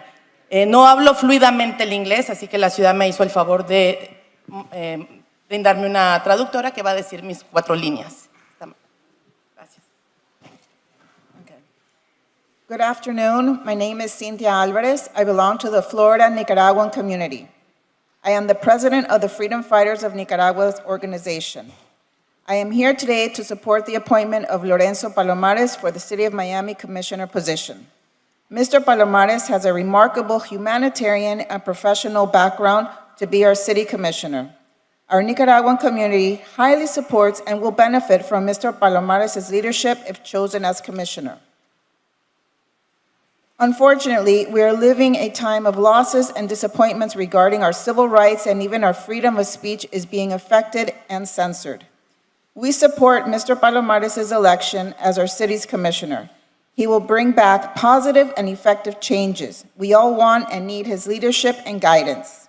We trust that God will make the right choice with all your votes so that we can be represented by a leader who will do his city job with honesty and fairness. Thank you. Thank you. Good afternoon. Good afternoon, everyone. Thank you, City Commissioners, for the opportunity to speak today on behalf of James Torres. My name is David Ward. I'm a PCAM, high-rise condominium, luxury condominium manager in Miami-Dade for the last 8 years. I think it's important to remember when we look carefully at District 2 commissioners that it is a coastal district. There's been a lot of talk today as far as Coconut Grove, which of course is an important part of District 2. We all love the other districts in terms of Doral and the other areas that are out west, but District 2 is a coastal district. I think that's an important consideration. I've been in a city of Miami resident in Little Havana for the last 3 years. I have personally known James Torres during all my time in Miami through our mutual involvement in the condo association industry and condo association leadership. Our city of Miami is clearly growing at an extremely high rate, and there are new residents flocking to our city from the Northeast, from the West Coast, and many parts of the world. Everyone knows there are no single-family homes available. That's what's going on. So you have to think logically. The only way to accommodate for this growth in Miami is going vertical. High-rise condominiums. The city of Miami has to face new challenges for traffic, logistics, other impacts. James Torres is the perfect qualified candidate for these challenges. He is in this coastal district of District 2. He's the president of the Miami Downtown Neighborhood Alliance and consistently demonstrated action and advocacy for his neighborhood. Also he's on the board for his condominium itself. And he's also coordinated many events in the neighborhood that help families in the area. I highly recommend James Torres for the open appointment for Commissioners District 2, again, which is a vertical district. Thank you. Thank you. Good afternoon. Good afternoon. Thanks for allowing me the moment to speak. Mr. Reyes, Mr. Carollo, Mrs. King, and Mr. De La Portilla. I'm here today. My name is Dominic Shear, and I'm here today to endorse my mother, June Savage, for a candidate for District 2. I'm probably the person who knows my mother the best. There's no other person who's been with her longer than me. And by that means, I can say that my mother is a reasonable, a trustworthy, and someone who really has a passion to fill this seat. She really has been involved in Miami ever since she's been a kid, from being in the Miss Miami pageant when she was younger to now trying to run for commissioner. And I've seen this with my own two eyes ever since I've been a kid. She's really someone who passionately strives to speak with every individual that she can, to really see what their needs are and see what is wrong with the community that she can somehow, if she were given the opportunity to be commissioner, be able to fix those issues with the community. And in my opinion, I mean, given that I may be biased because she is my mother, and I think that's obvious, but she is really the best person I can imagine to fill that seat, whether it's by appointment or whether it's by a special election. I think that the city of Miami needs somebody who is reasonable, somebody who has a passion, somebody who's not involved with special interests, someone who can't be bought, and someone that can officially be trusted by not only the rest of the Board of Commissioners, but also the community as a whole. And with that, I would like to endorse June Savage, and I think she would be the best candidate to run here. Thank you. Thank you. Very well said. Good afternoon. Good afternoon, commissioners. My name is Reverend Nathaniel Robinson III. I'm the senior pastor of Greater St. Paul African Methodist Episcopal Church. Today I'm standing representing the Coconut Grove Ministerial Alliance, which is comprised of 10 different churches representing hundreds of voters in District 2. By definition, democracy is a government that's by the people. And if we further that definition, it's a form of government in which the supreme power is vested in the people and is exercised directly by them. The community is asking that you would consider to allow the people who live within the district, who serve in the district, to elect their leader. There are a number of great candidates who we have heard from today. Many have great qualifications, have been in the Grove for quite some time. But allow us the opportunity to vet them, to speak with them, to get to know them, and allow the community to decide which one of them is best for us. I would urge you, Commissioner King, as you have before, to poll those people who are speaking on behalf of the candidates and to ask them if they live in or work within the District 2. Many of them have great things to say about the candidates, but they don't live in the district nor serve in the district. So we're asking that you would allow the people to elect our leader. Thank you. Good afternoon. Good afternoon, Chairwoman and councilmen. First off, thank you all for serving this city and the city employees that are taking their Saturday to run a democratic process. My name is Mark Gilbert. I live at 1835 Fairhaven Place in the city of Miami, and I am a third-generation Miamian and very proud of it. I've lived in this county for every year of my life, with the exception of the few years that I was a Florida Gator. So please don't hold that against me. Being that I'm a third-generation Miamian, I come from a family of public servants, one that served in the Florida legislature, Kenny Myers. And this city recognized him many years ago, and he loved this city, and you all in turn returned the favor to him to a park that I exercise in every day. And my family thanks you. I want to make 2 points today. We're talking about a democratic process, and the charter of the city of Miami allows for an appointment of a council person in exactly these circumstances. If the circumstances were different, maybe I would feel different. But we are about to embark on a full campaign for a full election, and this is the exact right time where this body should make an appointment which is given the right in the city charter, and I encourage you to do that today in the interest of the residents, in the interest of the city of Miami finances, and in the interest of moving this great city forward. Number 2, I actually am here to support Martin Zilber.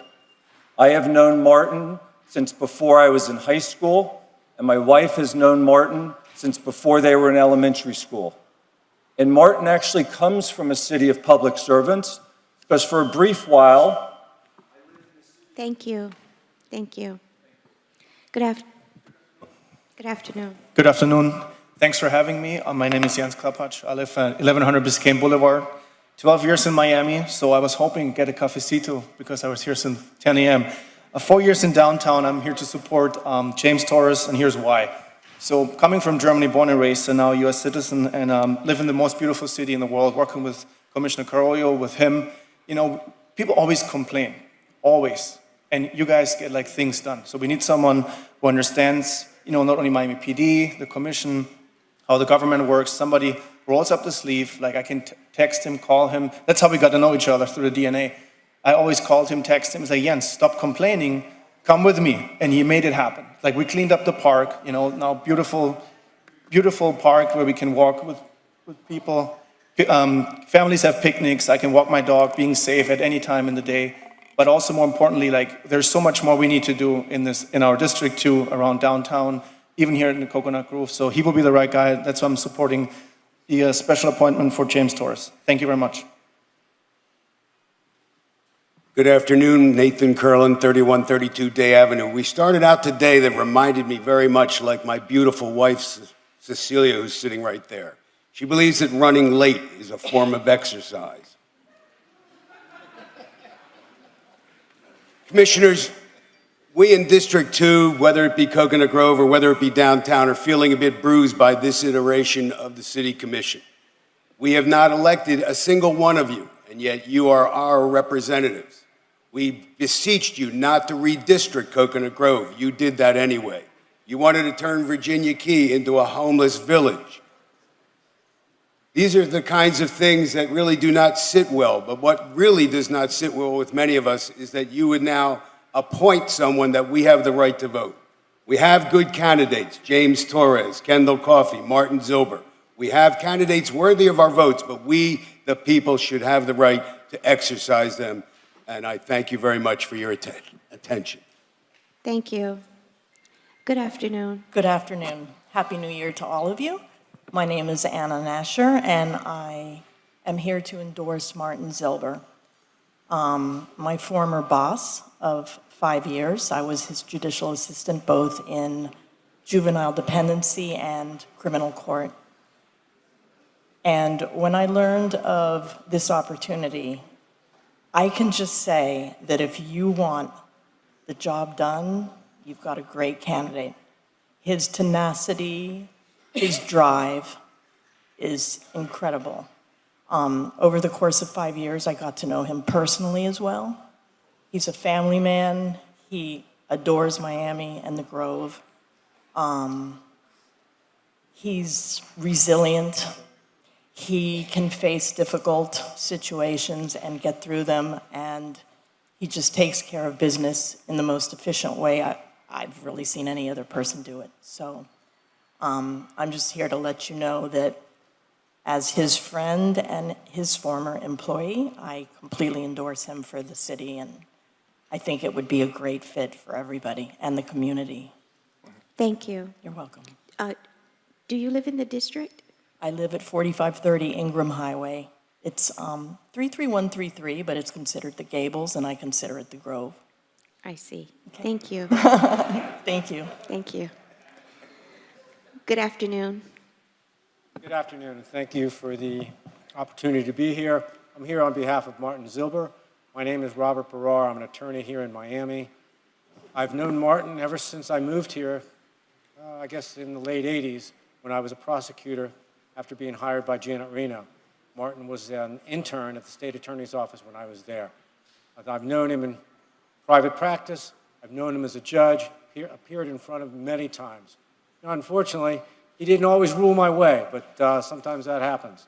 But what he did do is what I think it's important that you all do. What he did was he listened to both sides fairly, gave each side their opportunity to present their argument, and then he made his decision. And that's all I can ask of you, and that's all that we can ask of you. Although, since I'm here, there is one other thing I would have asked of you. I think the Coconut Grove needs pickleball courts. And just so you all know, I live about 2.5 blocks from Coconut Grove Elementary on Gifford Lane.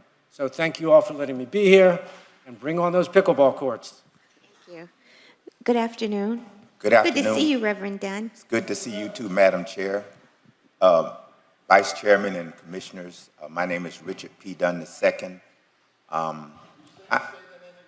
Richard P. Dunn II. Let me first of all say that I've been on both sides of the coin. I probably bring a perspective that no other speaker that has spoken or will speak can bring today. I've been appointed twice, and I've been disappointed probably more than that. So that is an even side of the coin. If we look at history, I'm lately becoming a student of history. In 1965, the great late Miss Atherley Range was appointed to the City of Miami Commission. In 1972, the Venerable Father Theodore Gibson was appointed to the City of Miami Commission. In 1989, I might have skipped a beat or two, Miss Atherley Range was appointed again, and of course, Commissioner Reyes did an act of kindness when he gave up his opportunity to be appointed so that she could be appointed. I was here when that happened. I don't look as old as I am, really. Also, in 1996, the person sitting next to Commissioner Reyes, Vice Chairman Joe Carollo, I owe you a gratitude of thanksgiving. He and the late George DePontis shepherded me through that process, and I was appointed when he was former mayor of the City of Miami. You thought I forgot, didn't you? And in 2004, Jeffrey Allen was appointed. I'm giving you history now. In 2010, Richard Dunn was appointed again, thanks to another Carollo, Frank Carollo, your brother, and Mayor Tomas Regalado. And so here we are today. Now, someone would say it gives a person an advantage. Not always the case. The first time I was appointed, I lost the election after that. And two other appointments. Thank you. Thank you. The Reverend Dunn forgot Thelma Gibson. Thelma in 1997, thank you. And that was again you. Do you recommend anyone that we appoint, Reverend? Reverend, do you recommend anyone that we appoint? Oh, yes, I do. Then please tell us. My time ran out, and that was it. Oh, you can say one. You can say two. Thank you, Commissioner. I'm getting a little older now. Yeah. Plus a stroke later, Martin Zelber. Martin Zelber. Yes, I believe he can represent all of the community and all of the Grove. He has a history of leadership that we need, public leadership. Thank you, Reverend. Thank you. Good afternoon. Good afternoon, Grant Stern. I'm a District 2 resident, 425 Northeast 22nd Street. I'm here to advocate for a special election because democracy, while being the worst system of government ever conceived, is only the best one that we've ever found. And it's very important that this commission maintain its legitimacy by having an elected member of this commission representing District 2. An election doesn't mean that we're going to get the perfect person. Neither does an appointment. The last appointment to this commission was a person who lied about running for office again. The last person who held this seat was a person who lied about running for higher office again and fled onto this dais to avoid answering those questions. So it's a crapshoot. But I just cannot say that this commission should substitute its will for the will of the voters in such an important manner. And that's why we need a special election. We need someone to be elected who can restore not only the legitimacy of the seat, but the collegiality of this body. Let us not forget that undue influence by one person over another commissioner, a commissioner over another commissioner on this dais, is improper, and it makes them look illegitimate. Let's look back to the person who is being replaced and what they did in their last election. They said they needed allies, and so they made a $150,000 donation to their chief of staff and said that that would give them allies on this commission. That's wrong. That's not how this city should be governed. We can all agree or disagree on how people are running this city, but we should all agree that democracy is the best way to choose a new District 2 commissioner. Thank you for your time. Thank you. Good afternoon. Good afternoon, Honorable Chairwoman Christine King. Thank you very much for having this. This was not a popcorn meeting. A lot of people did not know about this. And even though it was advertised in the Miami Times, it was not advertised but just this week. So a lot of people didn't get a chance to come out. And they asked me to come down and represent a lot of the people in the Liberty City area, even though I know this is District 2. We are concerned because of Virginia Key Beach falls in this district. So we felt like it wasn't advertised. I got 3 of the Miami Times, which it wasn't in. So I came down from work to say that this should have been properly advertised so that other people from possibly the Black Grove could have came down and spoke about the Virginia Key Beach as well. And I think that a special election is the best thing, even though my colleague, Reverend Dunn, feels as though an appointment would be better. Most of us in the Liberty City area felt like in special elections should be better because of what happened with former Commissioner Watson when we were going through that. And so many people talked, and still we was not being heard or recognized. And an appointment was made in spite of what the people were asking. Thank you very much. Thank you. Good afternoon. I'd like to take this opportunity to thank the Commission for your tireless work. My name is Lisette Beraja. I have been part of District 2 for 30 years. I am a mental health professional and the CEO of Magasi Management, managing affordable housing for Miami-Dade County. Our family has watched this community grow, and we are very proud to say that we are part of District 2. Our children attended middle school and high school in Ransom Everglades, Coconut Grove. I too was born in Mercy Hospital, and so were they. We know this community very well. We work, play, and pray in this beautiful community. Being part of this community, I highly recommend Judge Zilber. We have known Judge Zilber for many years, as our children attended school together in Coconut Grove, where the education they received was all about cultural diversity and inclusion. I've observed Judge Zilber throughout the years in work events of the court, in social events, and my immediate impression of Judge Zilber is that he is the perfect candidate. He carries leadership, qualities, knowledge in the legal field as a circuit judge in civil, family, dependency, and criminal. Personally, Judge Zilber is an ethical, cheerful, caring, energetic, culturally diverse individual ready and able to fulfill any commitment in our community. I recommend Judge Zilber for District 2 Commission without any reservations. Thank you. Hi, my name is Sean Wolfington. I own residences and offices in District 2 and live in District 2. Also, I'm on the board of 900 Biscayne as a volunteer. It's my first political position, so I empathize with you greatly. But I also want to thank you because I know it's a thankless job. And first, we all went through a tough 3 years, and you did the best job of any city in the world. So I just want to congratulate you for navigating that storm. And I think that's really how you can judge the capabilities of a leader or a sailor when there's a storm. And so for me, 900 Biscayne, we've had a few storms. First was scooters going everywhere and knocking people out. Second was noise that keep people up till 4 in the morning. Kids can't sleep. Third was a beautiful park that became a public toilet and a threat to our families and community who want to play there. Now, those 3 problems have been solved, and I don't know everybody who's been involved in solving them. First of all, I want to thank you for solving those problems because they happened fast and effectively. But I'm going to talk about one of the problems, which was the park, because it's the jewel of downtown. It's our Central Park. And it was a toilet with homeless encampments, needles, human waste. It was a mess. And I invited family members to go there, and my family member was able to literally watch someone go to the bathroom in public. Besides being unsanitary, it just wasn't safe.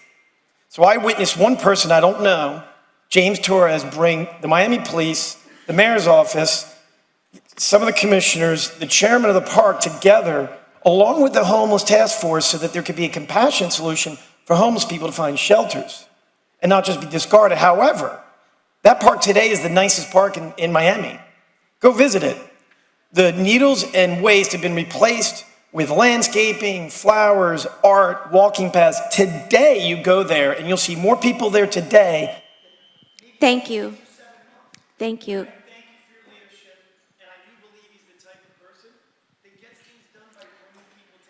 Thank you.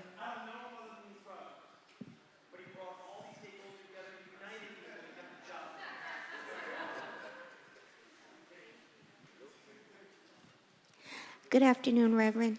Thank you, Madam Chair. How are you today? Wonderfully well this morning. Good to see you. Thank you, ma'am. And I do honor you and I honor the rest of the commissioners. For the record, my name is Carl Johnson. I pastor the 93rd Street Baptist Church. I am the moderator for the Seaboard Baptist Association, where a number of local pastors serve parishioners in the city. And I'm here to share with you my perspective about why I'm here. In my business as a pastor, a number of people come to me for support, community support when they run for political offices. And one thing I am guided by, commissioners, thank you, I know you all have to interact, but I want you to hear my heart. Thank you so much. It's just good to engage.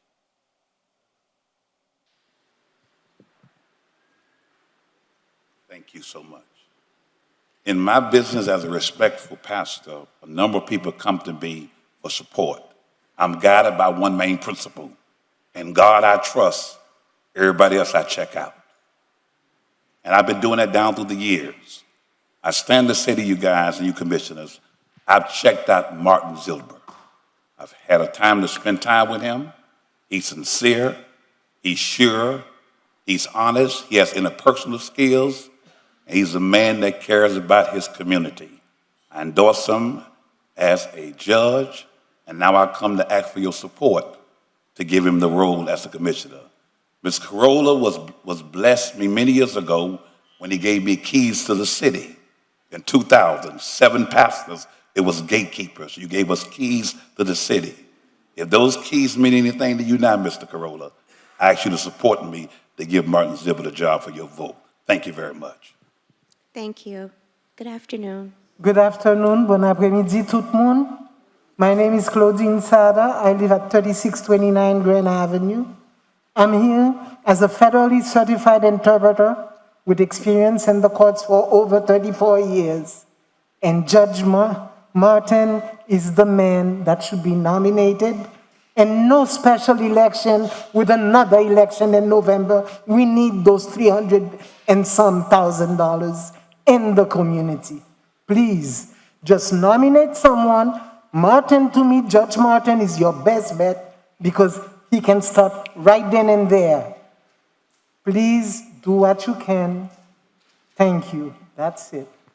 Thank you. Good afternoon. Good afternoon, Madam Chairwoman. My name is Javier Lopez, and I'm a resident of District 2. I'm an attorney. I'm a local attorney. I had the pleasure of serving under City Attorney Mendez's when she was president of the Cuban American Bar Association, and then subsequently I was a president, I believe in 2017, of the Cuban American Bar Association. I'm here to support as much as possible Judge Martin Zilber. He's been a friend, but more importantly, I've practiced in front of him. He's ruled for me and he's ruled against me. But I think the most important thing is that he's always been thoughtful, he's been empathetic, he's been generous with his time, and when he doesn't, when he recognizes that he doesn't understand a legal issue, he will say, I need some time to study the issues. And we need somebody to hit the ground running. My understanding is that a special election would take several $100,000. The earliest, I think, if this gets done, would be in March. There's going to be another election coming up in November anyways. And one of the arguments that I've heard a lot is that an appointment is not democracy. It's not a choice of the people. Well, you, the commissioners, have all been chosen by the people. So it's your decision to appoint Judge Zilber would exactly be that. It's a choice that you make on behalf of the people that you serve. And as a resident of District 2, we need somebody that represents us immediately. Thank you so much for your time.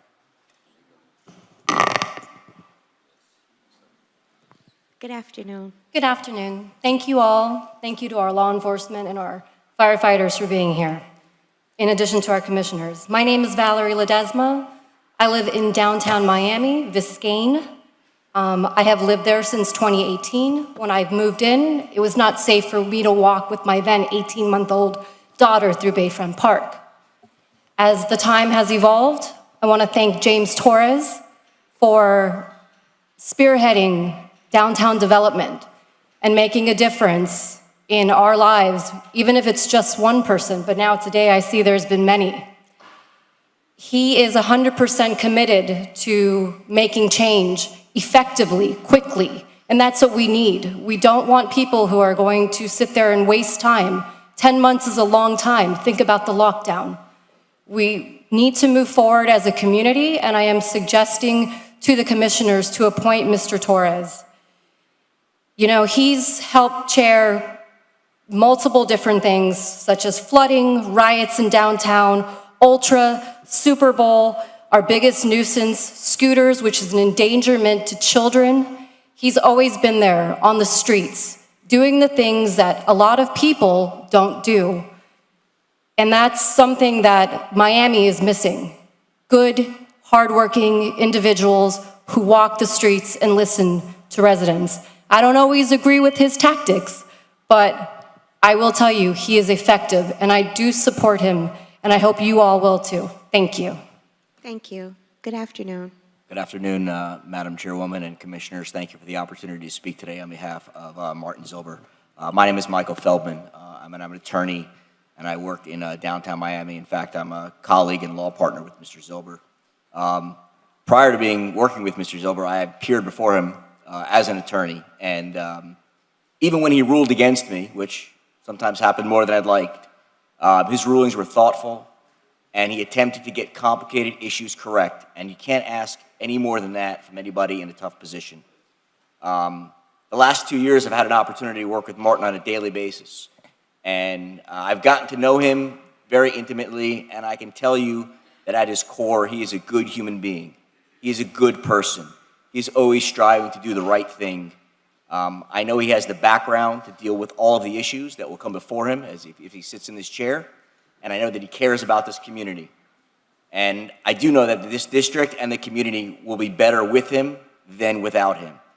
And so I request that you guys appoint Mr. Zilber to this position because he is supremely qualified. Thank you very much for your time. I didn't catch your address. Do you live in the district? I work in the district. I work at 169 East Flagler Street. You don't live in the district? I do not. I work in the Thank downtown. you. Thank you. Good afternoon. Good afternoon to this honorable body. My name is Grace Casas-Rowe. I have lived and worked in the city of Miami for over a decade. I am a practicing attorney whose practice includes family law and dependency law, which is where I met Martin Zilber, who I am speaking in support of today. Martin Zilber did not know me or my client from the dozens upon dozens of litigants that were in his courtroom, but we were treated with the utmost respect. He gave me ample time to present my case, and I can honestly say I am a witness that Martin Zilber saved my client. He saved my client's family, and he did it not just by following the law, he did it by challenging some very antiquated, in my opinion, practices that sometimes go on in dependency court.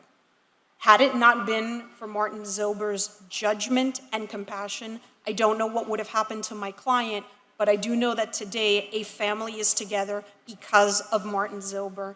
He knows the right thing to do, and I hope that this body would consider letting him continue to do the right thing and also serve this community. Thank you for your time. Thank you. Good afternoon. Good afternoon, Madam Chairperson, members of the Commission, City Attorney, Mr. Manager. My name is Jay Salowski. I reside at 2127 Brickell Avenue. I have been a resident of this city since 1976. I started practicing law here in 1979. I have been a litigator for 44 years. I have served on numerous bodies and commissions where I've been appointed by commissioners for various functions, one of which was I sat as a member of the Charter Review Board for a period of time for most of the term. And I do not recall a single person asking to change the charter, which provides and gives the latitude to the commission to appoint in the event of a vacancy. Those were public hearings. They were open to everyone. I did not hear that. I don't believe that was said. Here I am today in favor of the special appointment of Martin Zilber. I am of counsel to a law firm that Mr. Zilber is partner. I have appeared in front of him. He is a very good man and a good judge. I was not sure I was going to speak, but I heard a gentleman cast aspersions upon Mr. Zilber. Those aspersions are incorrect. We are all entitled to our opinions. We are not all entitled to our facts. Mr. Zilber, Judge Zilber, is a very, very fine human being, and I think he would be excellent. I believe the person who was here 44 years as lawyers, sometimes people lose in court, and when they do, they get upset with the judge, not with themselves. That is what you heard, and that gentleman himself, I understand, is facing disciplinary action that could result in his disbarment. So consider the source of what you have heard, and may I approach and give you the finding of no probable cause for any violations by Mr. Zilber, contrary to what was said. Please pass it to the city clerk. Thank you. Good afternoon. Good afternoon. My name is Chris Lomax. Thank you, Madam Chairwoman, for this opportunity and to the other members of the commission to speak. I am here today not to provide any comments on the propriety of whether there should be an election or a special appointment, but to the extent that this body decides to make an appointment, I'm here to provide remarks on behalf of Judge Martin Zilber. And I'm here not to provide general comments, but anecdotal and personal experience that I've had. I met Judge Zilber years ago when both he and I volunteered to serve as mentors to young law students at the University of Miami. I'm a practicing attorney. I'm also a professor at the University of Miami School of Law. And Judge Zilber volunteered his time alongside me to mentor these law students, to provide guidance, to provide his expertise and experience as a practicing lawyer and judge. And I think that's important for the commission to consider when making this appointment, because first of all, this community is made better by people who care about the future lawyers in particular. As this body does have many lawyers and other elected officials are lawyers, I think it's important that someone who's been in that community, who's served and has dedicated his time and effort to make it better, is someone who would do a great job. So I thank you for your time. I'm here to support Judge Zilber and hope that you make the right decision. Thanks. Thank you. Good afternoon. Good afternoon. Thank you for giving me the chance to talk to you people. A specific advice, Joe Carollo, a Manolo Reyes, y a Dia de la Portilla for the great work you do on the city. Thank you again.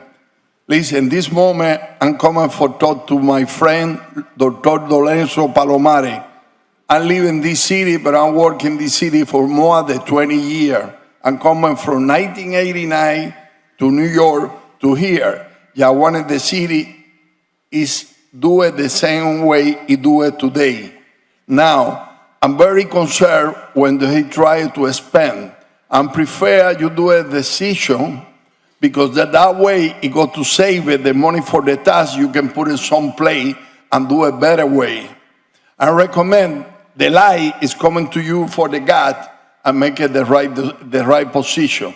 And remember, Dr. Palomare is do a service for this country. Dr. Palomare is defend all justice on the court, and Dr. Palomare he go to defend the Miami City people anywhere, any color, and any type of party. He go to do it very well. That's my recommendation. Thank you for listening to me. Thank you. Chair, if I could just have the speaker's name. Sir, if I could just have your name for the record. Sir, just your name for the record. Tu nombre? My name is Fermin Vasquez.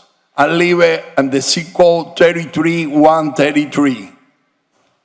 Thank you, Chair. Thank you. Good sir. afternoon. Good afternoon. My name is Maurice Simonet, also known as Michael the Black Man, on 88.7 every day at 5 o'clock and 11 p.m. My father is Al Simonet, one of Miami's first 5 black millionaires, and he's also one of the founders of Coconut Grove. Sir Roland Simonette is my grandfather, who was the first black prime minister of the Bahamas. The Bahamians created Coconut Grove. Those Bahamians that were sitting back there, and those are all the Blacks for Trump brothers right there, that I'm the founder of. Those brothers are being gentrified. They're trying to get them out of Coconut Grove right now. In other words, they're evicting them. We should not vote for somebody. We must vote for somebody that will actually represent them. We can't have somebody just put there, because that would be absolutely unfair. Because I know what it's like for somebody to just come take your house, like the city created a fake murder at my house, which I'm suing them for. And come to find out, the guy never got shot, never died, never nothing. Because how do I know? He came back to my house when he was shot on Easter. He came back last month, acting like he was a roofer. And I got him on camera, so I got to sue the city for that, because that is stupid. But I know, because they came and said, we are taking your house for unsafe structures, something a commissioner did. We can't have commissioners that can make laws that's in their favor when they are the ones that are making money from the same bank. And they did it because the bank, one of the judges made $11 million from the same bank that he foreclosed on me for. Her name was Valerie Mantle-Shore, and Judge Schlesinger helped her, and he made $28 million from the bank. How do I know? Because I got it from his records in Florida, where he had to do an... Thank you.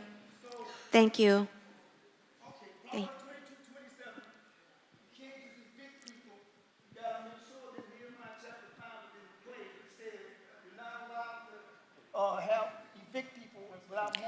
Good afternoon. Okay, John Dolson, 4205 Lennox Drive. Unlike some of the speakers who've come up here to advocate today, I actually live here. Okay, I'm going to push you for an election. I think your credibility as a group is at stake here today. After the redistricting debacle we had, where the 100% of the voices of District 2 were ignored, I think it's time to give the voice back to the people here and let us make our own choices. Now, I'm hearing people argue about the length of time it'll take. This committee had no problem canceling a December meeting that deprived our prior commissioner of wrapping up some work he wanted to do, particularly with Village West. So I'm urging you, just let the people speak. Let us try and put somebody in here that for whatever reason, we say we put them there. If we don't like them, we did it to ourselves. Okay? Thank you. Thank you. Good afternoon. Good afternoon, members of the commission. My name is Alina Gonzalez, and also good afternoon to the fellow constituents of the city of Miami. I had the honor of being a judicial law clerk for Judge Martin Zilber for many years. During my time as a law clerk, I firsthand witnessed his compassion, commitment, and tenacity towards the residents of the city of Miami and the residents of Miami-Dade County. As an attorney, I've had the honor of going before him, and like the other attorneys who've come before you today, he's both ruled in my favor and ruled against. But every single time, he's made it a point to be prepared at every hearing, made it a point to educate myself and fellow attorneys, as well as members of the public, of the intricacies involved in our legal system. Martin is an intelligent judge, or was an intelligent judge, and understood the importance of his role, from volunteering to being an overnight judge in the event of an emergency, to educating everyone, as I said before. He's uniquely qualified to be the commissioner of this district, District 2, as he has served this community probably throughout his entire lifetime. And I would like for you to please consider him and support me as being the District 2 commissioner, as he has the experience, knowledge, and skill to execute and make sure that all the needs of this community are met. Thank you for your time, and Happy New Year. Thank you. Good afternoon. My name is Cecilia Kurland, 3132 Day Avenue. And I apologize to my husband because I was running late, but I made it to the podium. Thank you for your service. And I just would like to remind you that we live in a community that represents different countries and cultures. And one thing that we should always remember is that we're privileged to be here, right, in the United States, in Miami, and that we have also the privilege to vote. And anytime that someone asks me my opinion or who I would like to vote for, I would like to have the opportunity to get to learn about the candidates and make a knowledgeable decision. So I would like to have the opportunity to vote. Thank you. Good afternoon. Good afternoon. I know you guys' ears must be ringing, and we appreciate you here to hear the people speak. My name is Tavares, and I'm a property manager, and my building is Gibson Plaza, and I have a lot of seniors that are, struggling. And when we think about the $36 million in surplus and a special election that may cost over $300,000, I think about those seniors that are trying to get that $100 that you guys have so gracefully provided for them. And in comparison, it's just not enough. And we need someone that's able to hit the ground running and get it on board and get you guys mobilized and not distracted and focused. And I just urge the commission to think about those seniors that are struggling with that, trying to make ends meet, that are on fixed incomes. When we start thinking about all this money that could be used in a better way to put that money back into the community and help our seniors. Thank you so much, and I endorse Martin Zilbert.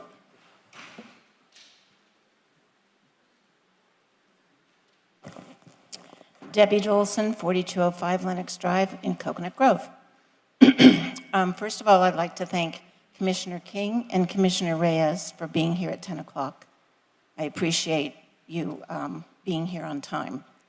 There's been a lot of talk about democracy, a lot this morning, and I strongly feel that the residents of District 2 deserve a voice in representation. I agree 100% with what Pastor Robinson said. An appointment doesn't necessarily represent the voices of District 2.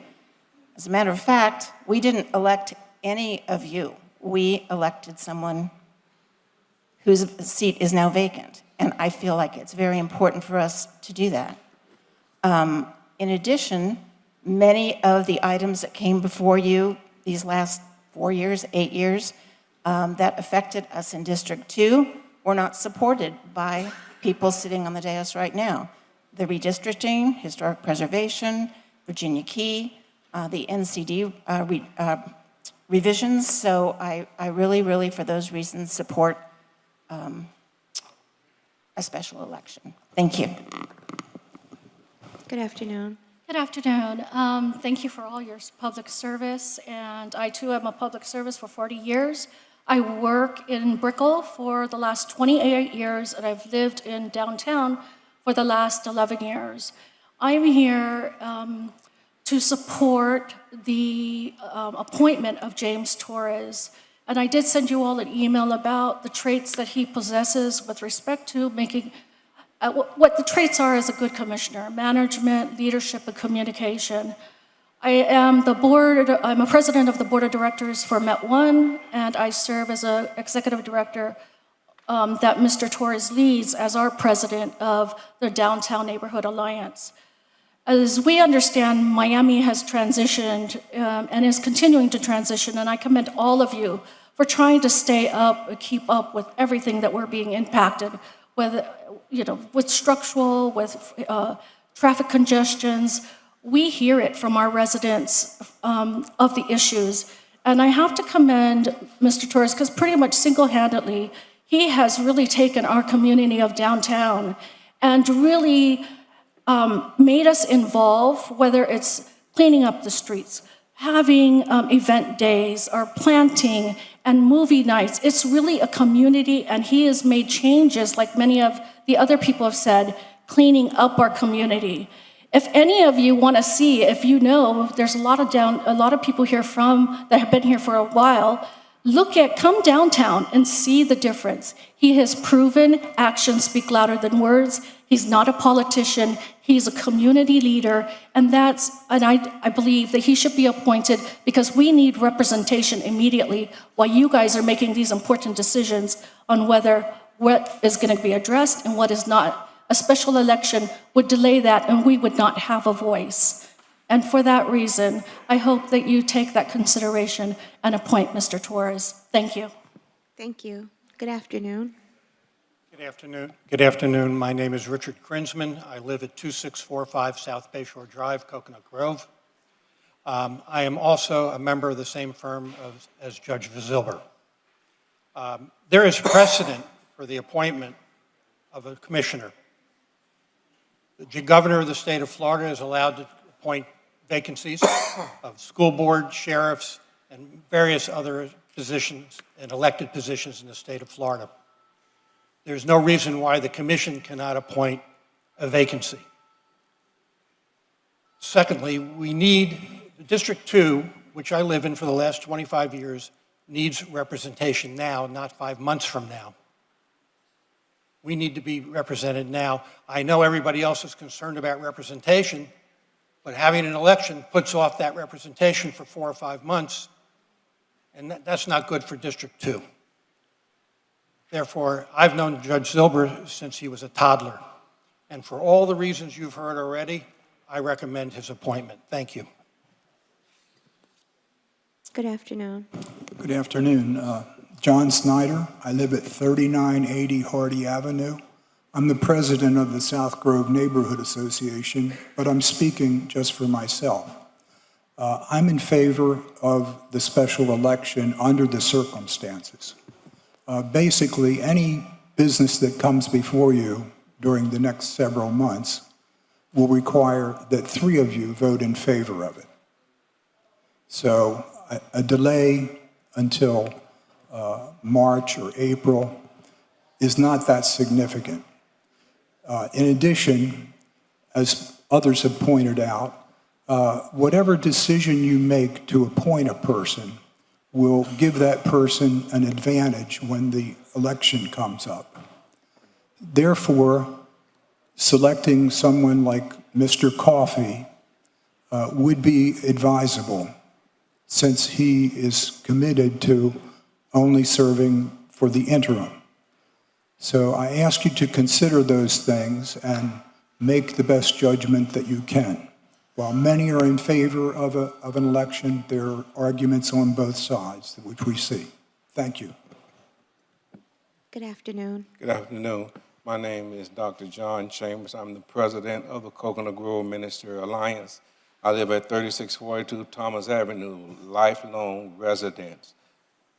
Without being redundant, I just wanted to repeat what Pastor Robinson said as far as the Minister Alliance is concerned. We want the people to be able to have a say-so.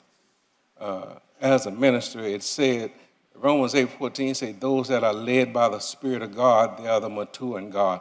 I'm convinced that you all are well matured. You have a lot of things going. But as God told Moses, Coconut Grove has been unfortunately misrepresented for so long, but yet we're still here. And I think that as he told Moses, it's time for us to say, let my people go. Let us have a say-so on what goes on in our community, because nobody can take care of our houses like we can. Thank you very much. Bless all of you. Good afternoon. Good afternoon. Thank you for allowing me the opportunity to speak. My name is Gabrielle Crafton. I live in Coconut Grove. I've lived here for the past 3 years, and I don't see myself leaving anytime soon. Coconut Grove needs representation, and as we've heard today, the special election poses a lot of temporal and financial issues, and we need representation now. And this is not only a reason why an appointment should happen, but it's also a reason why Martin Zilber is the right choice for that decision. He can make the greatest positive impact and really hit the ground running because his experience in public service gives him the background and the experience to do so. I met Martin in 2020 during the pandemic when he was serving as a civil circuit judge in the 11th Circuit. This was during the time when a lot of law students were looking for a summer associate position. It's a very important position, a lot of networking opportunities and potential job opportunities after law school. And with that, during the pandemic, a lot of employers weren't hiring, and it was very difficult for law students to find employment. And Martin saw that as an opportunity to help law students in the community. He, instead of taking his normal 3 clerks, he doubled that, took 6, and he was willing to take more, and he gave us each a very valuable experience.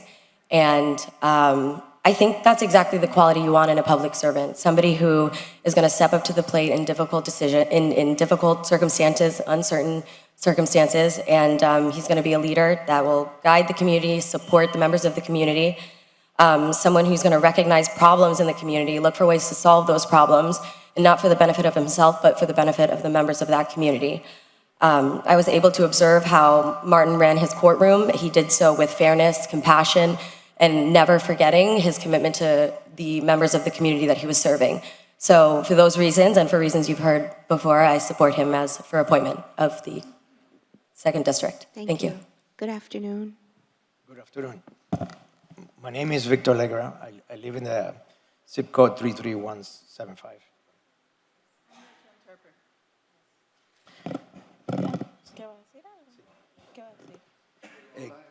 Quiero que consideren al doctor Lorenzo Palomares por su experiencia legal y sus pantalones legales que tiene él para representarnos y un grupo como ustedes que están pasando tantas dificultades en la comunidad. Okay. My name is Victor Legra. I live in 33175. I support Dr. Lorenzo Palomares as City Commissioner. He has a lot of legal and law experience and expertise, as well as courage. He's a humanitarian and kind to all. Thank you for your work. Thank you very much for your work, that we observe you all the time. Thank you. Good afternoon. Good afternoon. Thank you for your time and for the opportunity to speak. My name is Lindsay Lazopoulos Friedman. I'm a resident of District 2. My husband and I live in the South Grove, and we've lived here for 15 years. We also both work in the district. I'm asking you today to appoint a commissioner to fill the vacancy. While I am a proponent as an attorney of democracy, I think this is democracy in action as well, which is the opportunity for people to come and speak and share their thoughts as well as their facts and opinions with you. So I'm very much, and my husband is very much in support of an appointment. We would appreciate a representative on the commission. Secondly, I would ask that you consider Martin Zilber for appointment.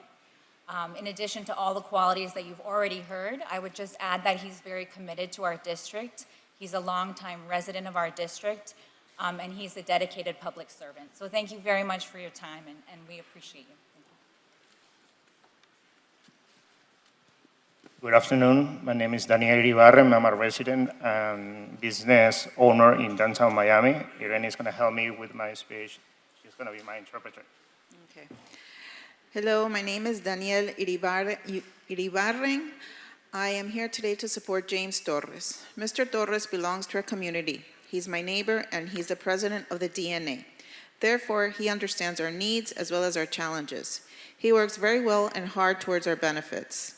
I'm a resident of downtown Miami and a small business owner. James Torres helped me thoroughly throughout my business opening and development during the recent pandemic.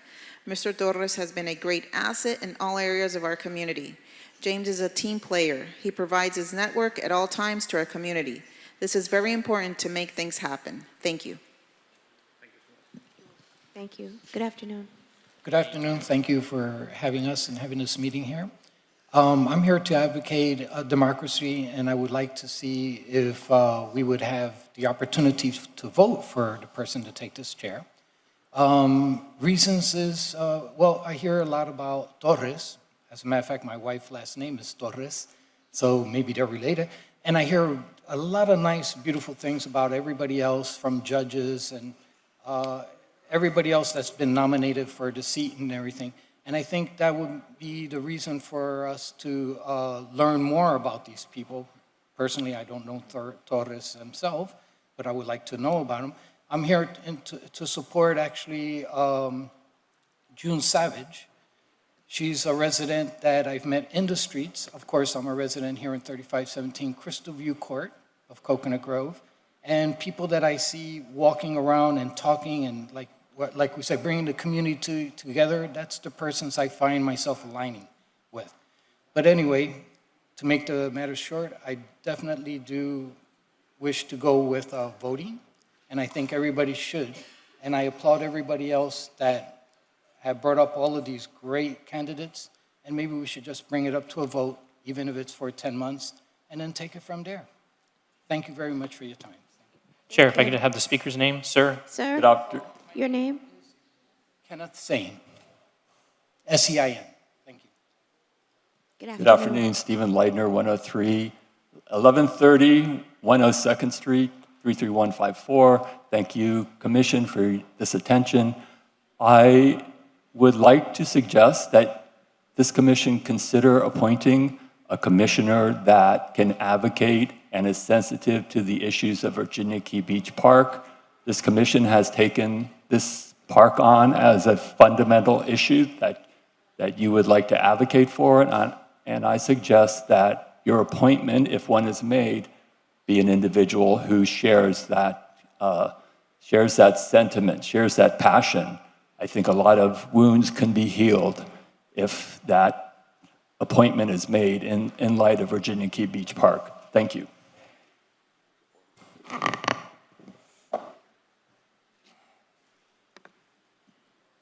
Thank you, Pamela Weller, Vice President of Bayside Marketplace. I've been there a business resident for 21 years. I'm here to support James Torres. In 21 years, you meet a lot of people in downtown, and I've had the privilege of knowing James. He's a connector, he's a team player, and whenever we've needed anything or he's needed anything, he's always been there for us. I can't think of a more dedicated, supportive person for District 2 than James Torres. Thank you for your time. Thank you. Hi, I'm Kayla Cartwright, a longtime resident of District 2. I've lived in many buildings up and down the Brickell and downtown corridor. I came today just to urge for a special election to allow all voices to be heard. Big fan of democracy in action. But hearing many of the great candidates today, I would urge, if you were to make an appointment, to consider James Torres. Having been a resident of downtown in Brickell, I've been a beneficiary. He did not ask me to come here, but yet I know who he is. I didn't know he was interested in running, but I think he'd be an outstanding candidate. I've seen the changes in the parks, the scooters, the noise, the quality of life. I've seen him cooperate with people to make things happen on different intersections and roundabouts that are coming, so thank you for that. And I urge you to support James Torres if you're to make an appointment, or urge you to make a special election to allow everyone's voices to be heard. Thank you. Hello, my name is Angel Montalvo. I live in 2911 Southwest 21st Terrace. I don't live in District 2, but I am represented by Commissioner Reyes. The reason that I'm here today is because, like so many people here, we really care about the democratic practices. None of us would be here right now if it wasn't for the fact that we were able to have elected officials here representing us, making sure we preserve that right to vote. And there are many issues here in Miami that are going to be decided on by this commission. Things like the Virginia Key. One of the big things that I advocate for is affordable, safe, and decent housing. Right.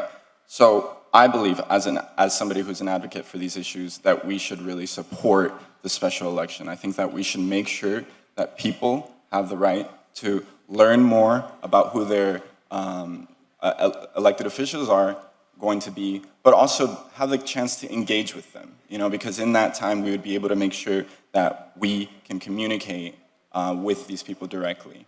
Right now in Miami, if you make less than $100,000 a year, which I'm sure many people do make more than that, but I'm sure that more do not, you're not going to be able to afford to live in Miami anymore. That's the reality, just with regards to the sea level rise. And we have people here that are going to be making decisions about that. And so, from the bottom of my heart, I urge you, please, make sure that we have an election so that the people here, the people who care enough to show up here on a Saturday, working people, can have that voice. Thank you. Good afternoon, everyone. Thank you for allowing me the opportunity to speak today. My name is Leah Nunziato, and I am a resident of District 2. I live at 480 Northeast 31st Street in the Edgewater area. I'm here today to endorse Martin Zilber for this commission. I believe that the commission needs representation now. I'm a first-year associate where I work alongside Martin Zilber. It is clear to me that he is an amazing person where he cares deeply about this community. And I believe that his career as a public servant makes him the strongest candidate for this appointment, and that an appointment is the clear choice here today. Thank you for your time. Thank you. Good afternoon. My name is Johnny McGee, and I live at 3629 Grand Avenue. I haven't been in the city long enough to give you a credible evaluation of it because I do a little travel. Anyway, I believe that a special election affords the people that it promotes communication and understanding of how government actually operates, functions, and our part as citizens in it. Okay, that's all I got to say about that. And I nominate Judge Martin as a qualified candidate to be on your board. Because the man knows everything. Thank you.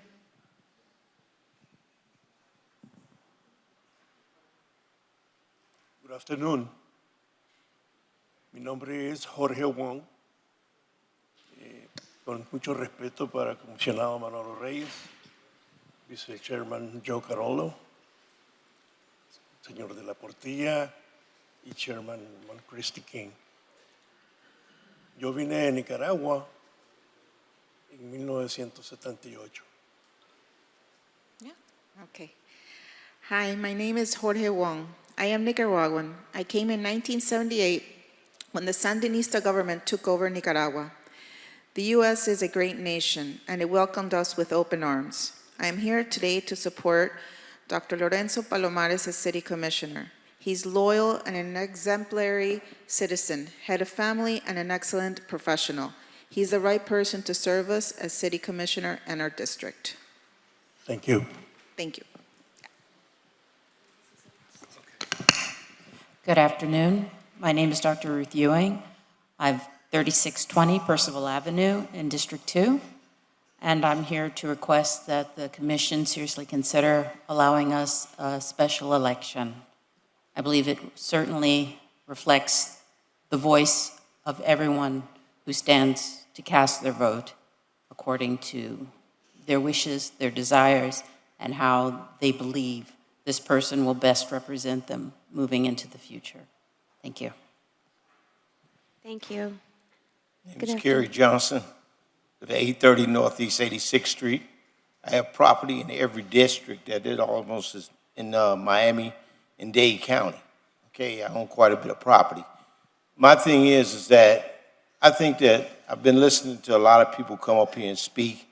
We listened to the people that was able to come here today and the people able to come in here today, but there's a lot more people that want to know more about who's going to be the commissioner and want to know more about what the commissioner's position is going to be all about.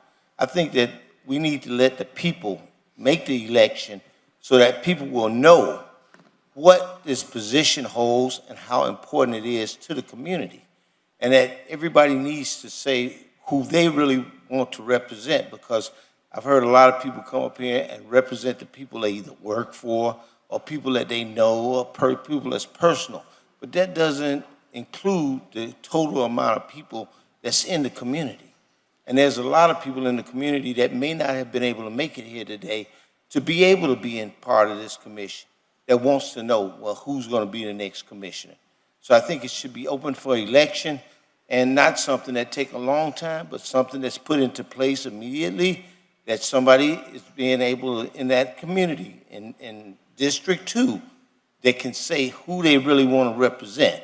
Because I'd rather have somebody represent me on who I want to choose instead of somebody who's being appointed by somebody else. And Christine King knows this because Jeffrey Watson was appointed, and the people in our neighborhood and that district wasn't so happy about that either.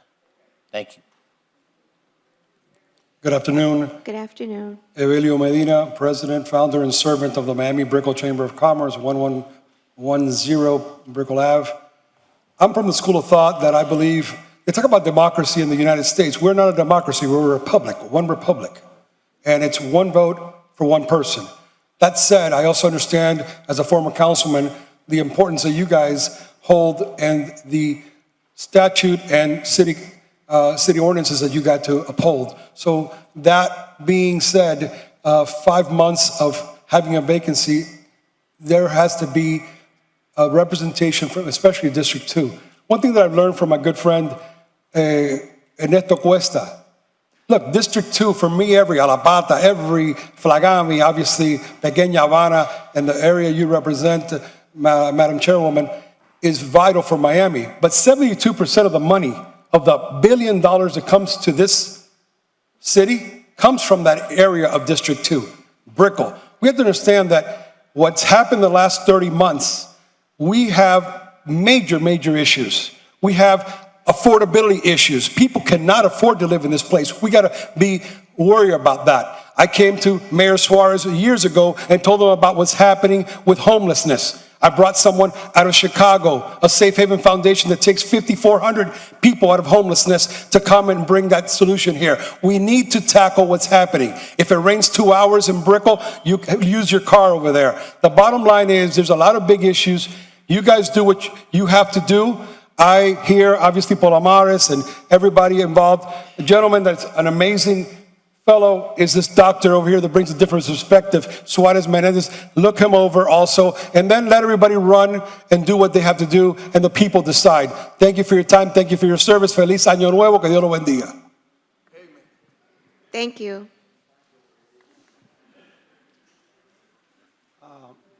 Good afternoon, everyone. Happy New Year and the best wishes for 2023. If it were up to me, before I came to the meeting today, I was thinking about supporting someone to be appointed. As a matter of fact, we have a good friend here, Dr. Suarez Menendez, not a politician, a good businessman, a person that has been involved in the community for many years, but someone that inspired me, that young guy from Overtown. And he said something about democracy. And I think that the bottom line here is that please allow the voters in District 2 to elect their commissioner. I will appreciate your help. Thank you so much. God bless you. Thank you. My name is Monty Trainer, 3556 Fair Isle. Excuse me. I'd like to nominate Monty Trainer. What did he say? I second the motion. I would like to nominate Monty Trainer to be our next commissioner. Do you still have stone crabs, or you don't have stone crabs anymore? Will you please turn off the timers? I've always wanted this opportunity to speak to the... Extend that. I tell you, it's a pleasure to be able to speak to the commission. And as you've evidenced tonight, this turned into a city hall meeting, not just what we're doing on the election. So that's good that everybody, you've got the patience, and everybody's going to get a medal from Job afterwards. So that's going to be good. Anyway, I'm here to speak for James Torres. And James sought me out in the Grove because somebody recommended that I knew something about the Grove and that he would like to learn about the Grove, and he did, and I met with him on maybe 15, 20 times through the last 2 years because he was decided early on to run.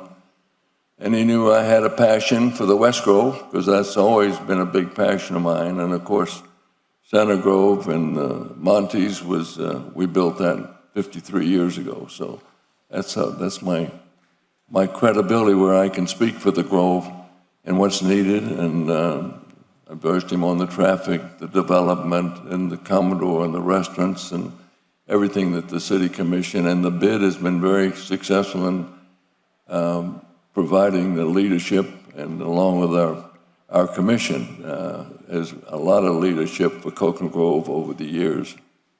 And so in addition to that, I developed a passion for Bayfront Park, and which, if you were there for New Year's Eve, you can't believe what's happened at Bayfront Park, and my hat's off to Commissioner Carollo for what's happened down there. I mean, it's absolutely fantastic.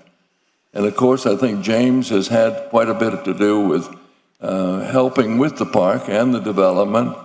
As everybody knows, downtown has exploded. And the residential, there's over 100,000 people living down there now.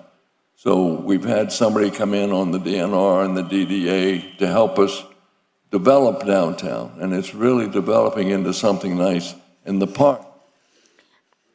Thank you. I hate to cut you off, but I've done it to everybody else, and I have to remain consistent.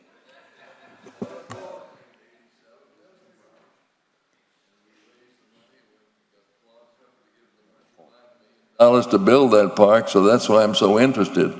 And I think what we're happening downtown now is absolutely fantastic. Yes. And we have a great sculpture garden down there also. Yes. But anyway, you need a communicator down there, and that's what James has been as far as putting everybody together. So thank you, and I'll be back again, hopefully. Thank you. Thank you. Madam Chair, I have to say, Mr. Carollo, you were nominating him for the City Commission. I mean, he is a de facto mayor of West Coconut Grove. Is there anyone else here for public comment? Good afternoon, Mr. Commissioner Sornoff, our former City of Miami Commissioner for the District 2 seat. Good to see you. Good morning, Madam Chair. Afternoon. Mr. Vice Chair, Commissioners. It's absolutely my pleasure to be here and speak. And first and foremost, having been in your positions before, and I believe it was Reverend Dunn, that I think I opposed 7 times. And inevitably relented in a commission meeting because it was the right thing to do. It was the right thing to appoint. And we did that appointment. And the reason it's the right thing to appoint is you don't let districts go for lengths of time without representation. You are the political body. There is a charter. You're expected to do your jobs. And those jobs are tough. They're not easy jobs. I've listened today here, listening to everyone saying, well, we can fix this and we can fix that. Get on that side of the dais, it isn't quite so easy to fix anything. There are 2 people that I think have been spoken very, very well of here. And James Torres is one of them, and I think Martin Zilber has been the other. And I'll tell you a little Martin Zilber story. So when I came off this dais, I had a house next to my other house that I rent. And broker brought me 3 young men, a Michael, a Pryor, and a Stephen.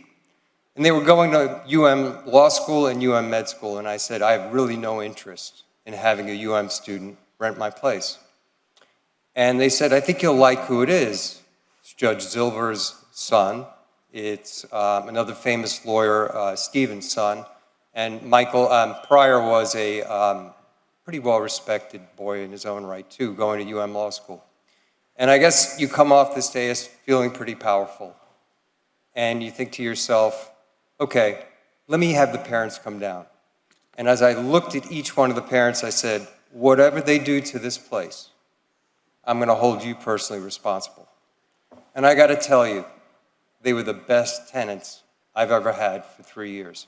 So if a young man is a reflection of his father, I would wholeheartedly endorse and support Martin Zilber, and hope you can do so too.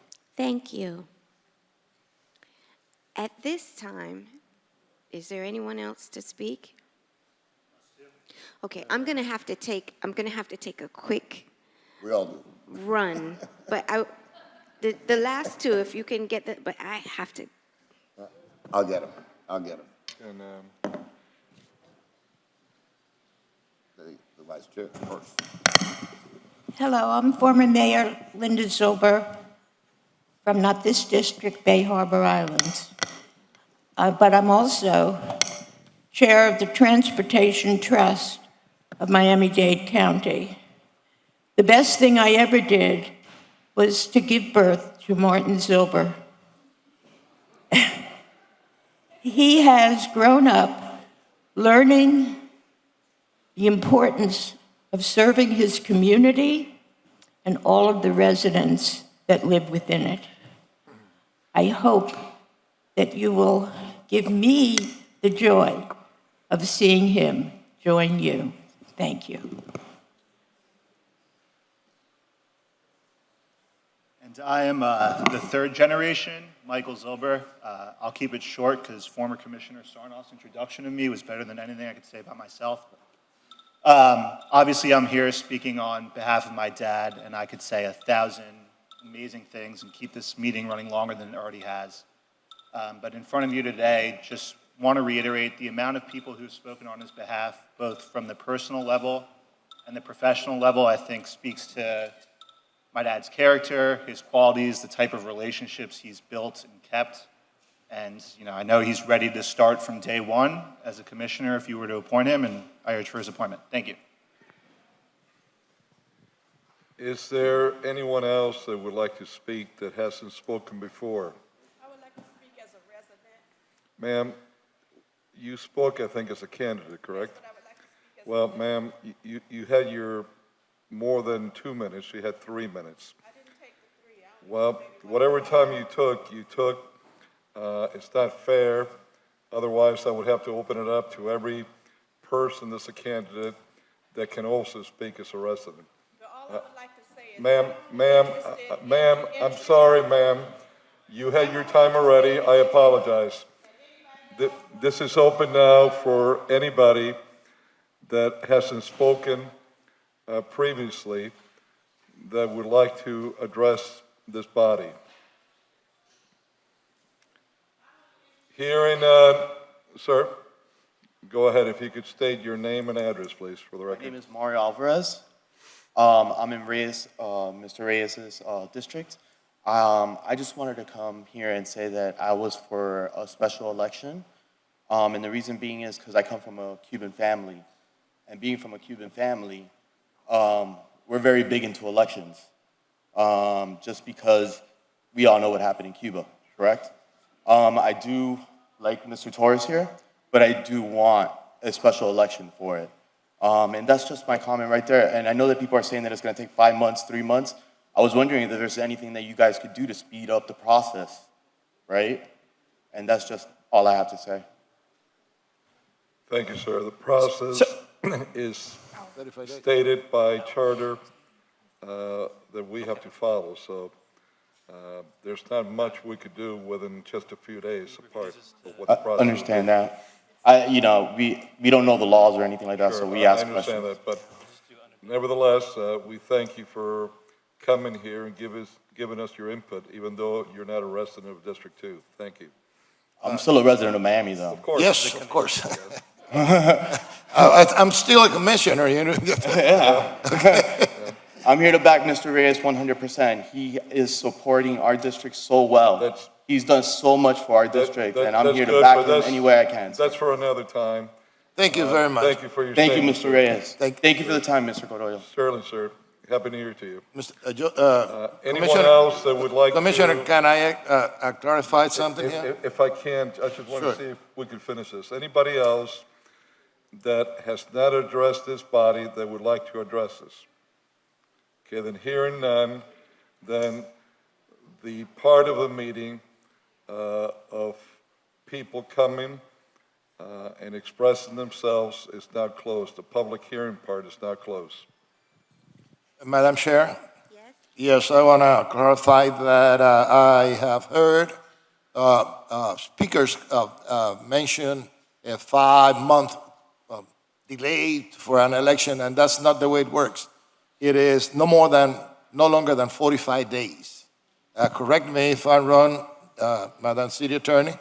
So everybody that claimed that an election will take 5 months without a commissioner, it is not right. It's not correct. At this time, we are going to take a quick recess, half an hour. An hour, half an hour? Half an hour. We'll take a quick recess for half an hour, and then we will resume the meeting.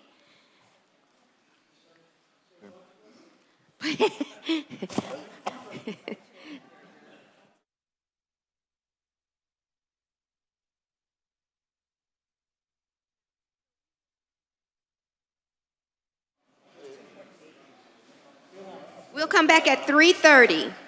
We'll resume the meeting at 3:30. The meeting has now been recessed.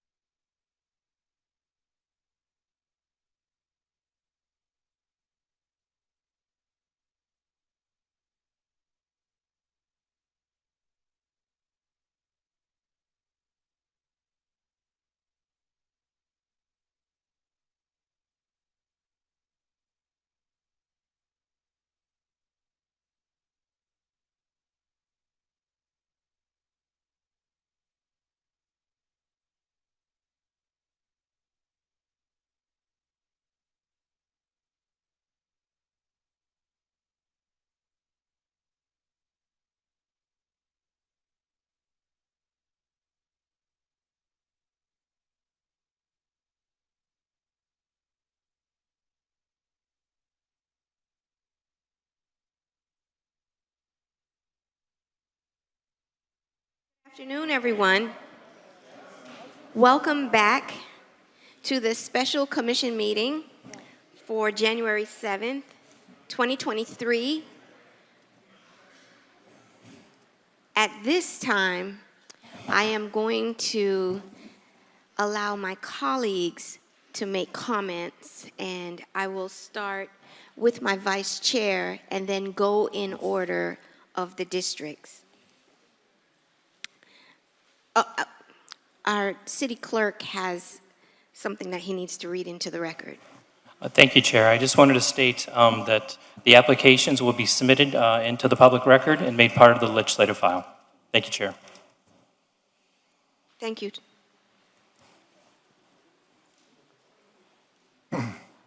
Thank you, Madam Chair.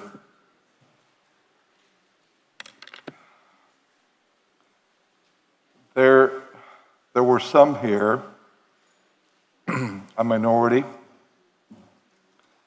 that were asking for this to go to an election. I have to ask, where were your voices back last year when then Commissioner Russell, very selfishness, took the steps in thinking only of himself, thinking only about him, selfishly, did not hand in resignation until it would be effective this coming year. And then when the legislature afterwards changed the law that anybody serving after January 1st of this year would have to step aside and not be able to lobby for 6 whole years. After he made such a scene that he was resigning, he yelled here, back in November. That was before December 8th. If we didn't have a meeting December 8th, he was resigning back in November. Do any of you know if he resigned when he said he did or shortly after? No. He resigned late on the 30th. Well, he accused the rest of us of not earning our paychecks, that if we didn't have that meeting December 8th, we should return our paychecks back. I don't know what the heck Mr. Russell did to earn his paycheck during that time, but I will tell you what I did to earn my paycheck for the city. I was out there with dozens upon dozens of staff and volunteers, giving over 7,000 bags of 50 pounds of food that took about 3 weeks to put together beforehand, 2.5 weeks going door to door as senior centers, and then the final week just before Christmas, having 3 outdoor mass distributions to the people in my district. And during that time, I had the additional responsibility until the AM hours of January 1st of putting for this city the biggest New Year's Eve celebration anywhere in America. Not even New York City could come close of having the artists, the singers, the groups, and the amounts that we had for New Year's Eve in Miami. Unfortunately, some of our biggest detractors that try to harm our city and keep us, or try to keep us, from showing the best of us are within. Our own newspaper, the Miami Herald, not one word before or after a show that had international stars from every corner of the world. The closer in the event was one of the most famous South African singers that there is, Nuzemba. She's the one that came with the song of Jerusalem that became known worldwide during the worst part of the pandemic. She was the closer for a New Year's Eve celebration. We had people that came from Spain, from Mexico, from the Dominican Republic, from Venezuela, Grammy winners, Latin Grammy winners, 24 in all. New York didn't even come close to that. And that's what I did during December. I could have done the same thing Mr. Russell did, nothing, and gotten the same paycheck Mr. Russell did. But my responsibilities, I take serious to my district and to the city as a whole. So this is why we're here today, because one individual was so selfish, only thought so much about himself, that he didn't do what was right for his district and the rest of the city, of timing his resignation so that we could have had the election that some of you have asked for in November, last November, where we would have had a huge turnout compared to the turnout that you're going to have in a special election that's called within 45 days after qualification. But I also know why some want to have that quick election, because that would give them the advantage over most of the candidates. If you had pockets of money that from campaigns to the U.S. Senate, for Congress and what have you, you have stored away in different places, you got a leg up already on any opponent that's going to come. And the guy that you choose in a short election is going to be favored.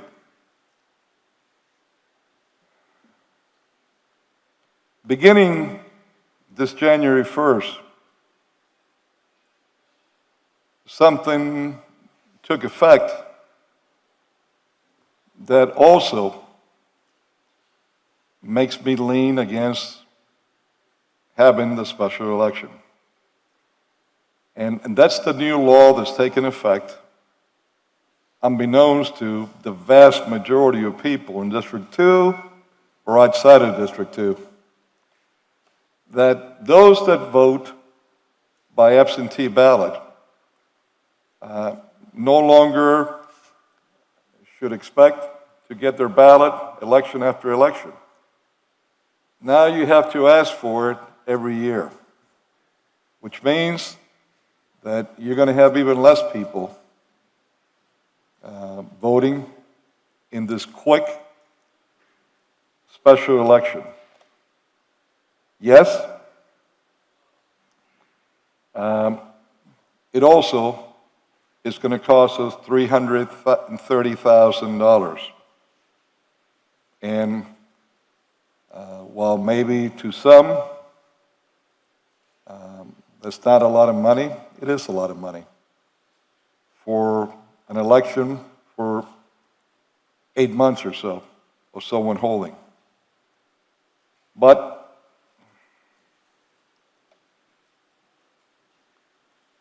there's something else that dear Commissioner Russell left us with. Of course, he will deny it, but his fingerprints are there. That he can't deny. We're all born with one set of fingerprints, and his are there. And that's the lawsuit that was filed against the city of Miami on the redistricting map. That was Mr. Russell all behind it. When he let in early 2020 the recall that failed against me, he chose a guy named Juan Cubas to lead the charge, along with the guy that Mr. Stern, that spoke here earlier, mentioned that he had raised $150,000 from his PAC, or given $150,000 from his PAC, to try to get him elected commissioner. The same group with the same people that are the main ones in this lawsuit against the city, guess who founded a couple of years ago that organization? Juan Cubas again. He's still a board director member of that. So here's Mr. Russell going to the same players that he's got for all his underhanded shenanigans. Yeah, he wants a special election. You know why? Because when you get 12 people out there in such a short election like this, they're not going to have the time to have the funding to go out there and knock on the doors, become known. So basically, someone that's got money already in the waiting, like the over $200,000 that they either laundered or illegally spent during my recall. And that's for another time, because that's coming, and that's a fact. Someone that has that kind of money available for them already, and is going to have an individual that can still get him votes.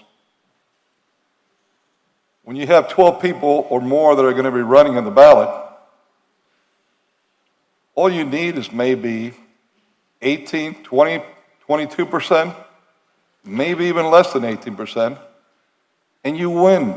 You win. Now, hold on. I see some of you looking at me like, well, a runoff. No, no, no.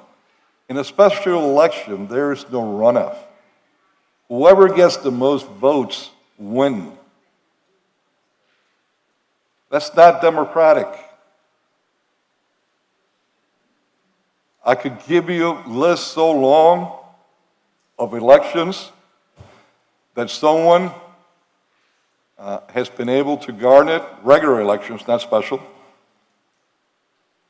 more votes because they divided the votes up, so they were ahead of others. But then when there was a runoff, they lost. And sometimes they lost handedly. Now,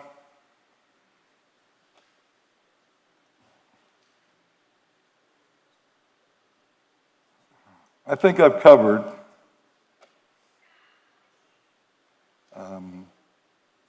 most of the key points why I am not in favor of a special election. But there's one more. And that's the last gift that Mr. Russell has left us.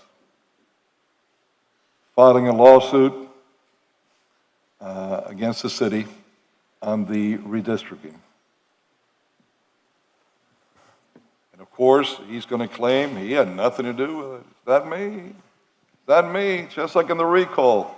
Even though the guy he gave $150,000 to admitted it to me when he was trying to work for me in my last election that I beat him all by 65%.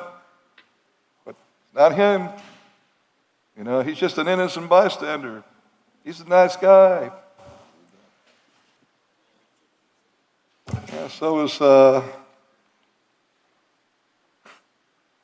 let me bite my tongue on that one. But the bottom line is that if we have a special election, and then for any reason, this lawsuit succeeds, then that means we're going to have another election right afterwards, and another $330,000 being spent. Whereas if this body, this commission, appoints here today, we are appointing the commissioner for the remaining term in District 2, no matter what that district could be. And the appointment will stand, and that will be the commissioner regardless of whether it's the district we have now or if by any chance a court wants to change that and we have to do a new district. So for all these reasons that I've given, to me, the correct way is to have this body decide that. It would be approximately 2 months that we would have an empty seat if we go to an election also. When you only have 10 months, it will be left 20% of the time. It's not fair to District 2 in particular, but it's not fair to the rest of the city either, that you only have 4 commissioners. So those are my reasons of not going forward with an election.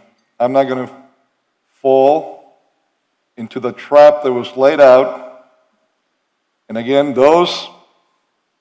and look, I know it's part of life that, sometimes, you drink that Kool-Aid and you turn into, like the zombies in the Night of the Living Dead. No matter what the guy does, you just keep following. But I haven't drunk the Kool-Aid. I know exactly what was being panned out here. And anyone that wants to talk truly about an election, where were you when Mr. Russell was putting this scam into place? Why weren't you here demanding from him that if he did not want to serve us, that he needed to resign in time for people to run in the November election, where it would have been fair because people would have had enough time and you would have had a real election that a very large group of people would have gone to vote in. But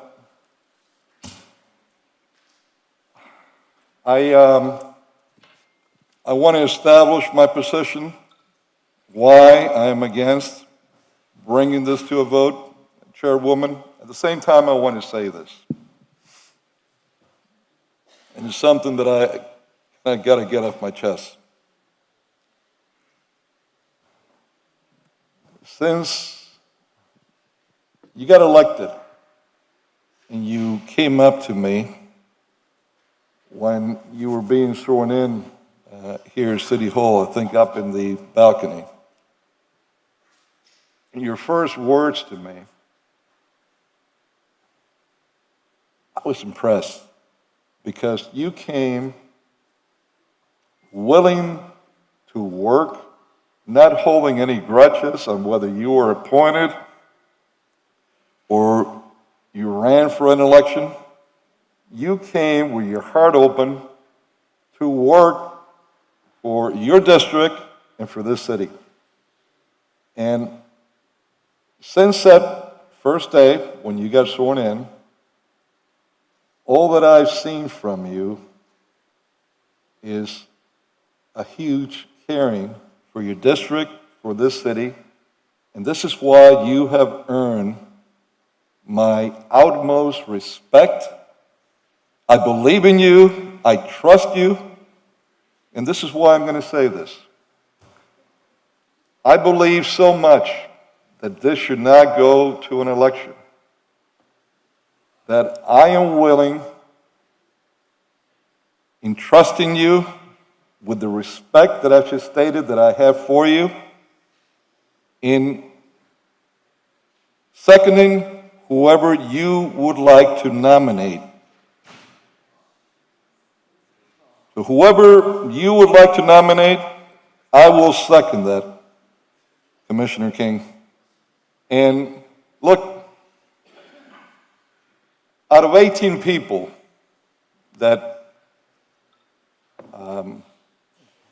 applied as candidates, we heard from 16 that were here.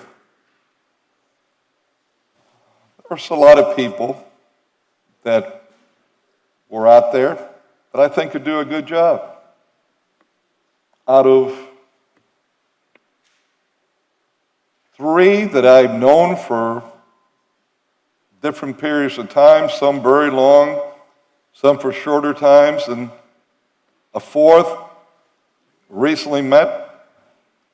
I think there's 4 candidates that I could very easily go with that would represent District 2 and this city, because at the end of the day, we represent a district, but we also have an obligation in representing the whole city of Miami. And that's how every person that sits up here needs to look at things. We have to protect and represent our district, but we also have to protect and represent the whole of the city. So I was impressed with, frankly, I don't think I could have done as good of a job on the presentation that James Torres gave.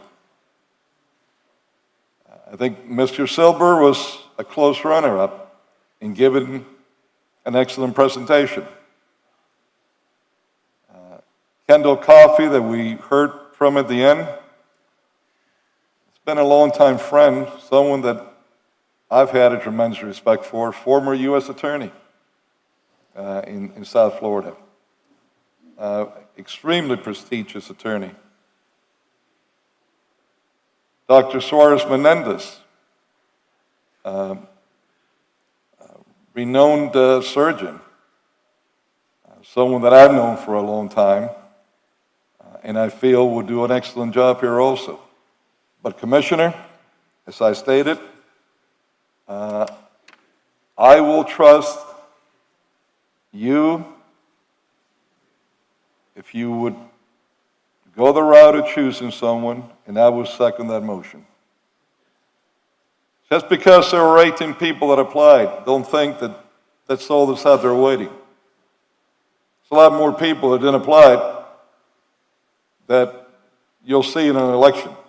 And that's why when I said that conceivably someone can win with somewhere between 15, 20, 22%, that's a reality. And I'm sorry, but to me, that's not democratic. A quick election like that, people are already gearing up, even their candidate. They didn't even tell them to sign up. And we all know that there was one particular candidate that was being pushed by the former commissioner that didn't even apply. Why? Because their whole campaign was special election, special election. To see how you could put a young man that gets elected with 15, 18, 20% of the vote, and the old sly fox, he's still running the chicken hen. Thank you, Commissioner. Commissioner? Thank you, Madam Chairwoman. I think Commissioner Carollo articulated very well all the reasons why we should not have a special election. The most important one is that District 2 deserves representation for the next 2 or 3 months. And there are important decisions that are going to be made, as expressed by Commissioner Russell in his last meeting, that District 2 deserves a voice and a vote. This commission, and I'm going to clarify with our city attorney, in our charter is very clear. First, we have the right to appoint. If we fail to appoint, then there's an election, or a special election. So it's not an equal proposition. It's not one or the other. And maybe the city attorney can clarify Section 12 or a city charter on what that means, because I have the language in front of me, but maybe you can explain why it's not a question of A or B. It's a question of one first, and if you fail to do the first one, then it falls to the second one. So the order in the charter, it says that, that if there's a resignation, it shall be filled within 10 days of such vacancy. By the city commission. Yes. And then that's Section A. Section B says if the city commissioner shall fail or refuse to fill the vacancy within 10 days, then the city commission shall call. So you need to call, the commission needs to call for a special election.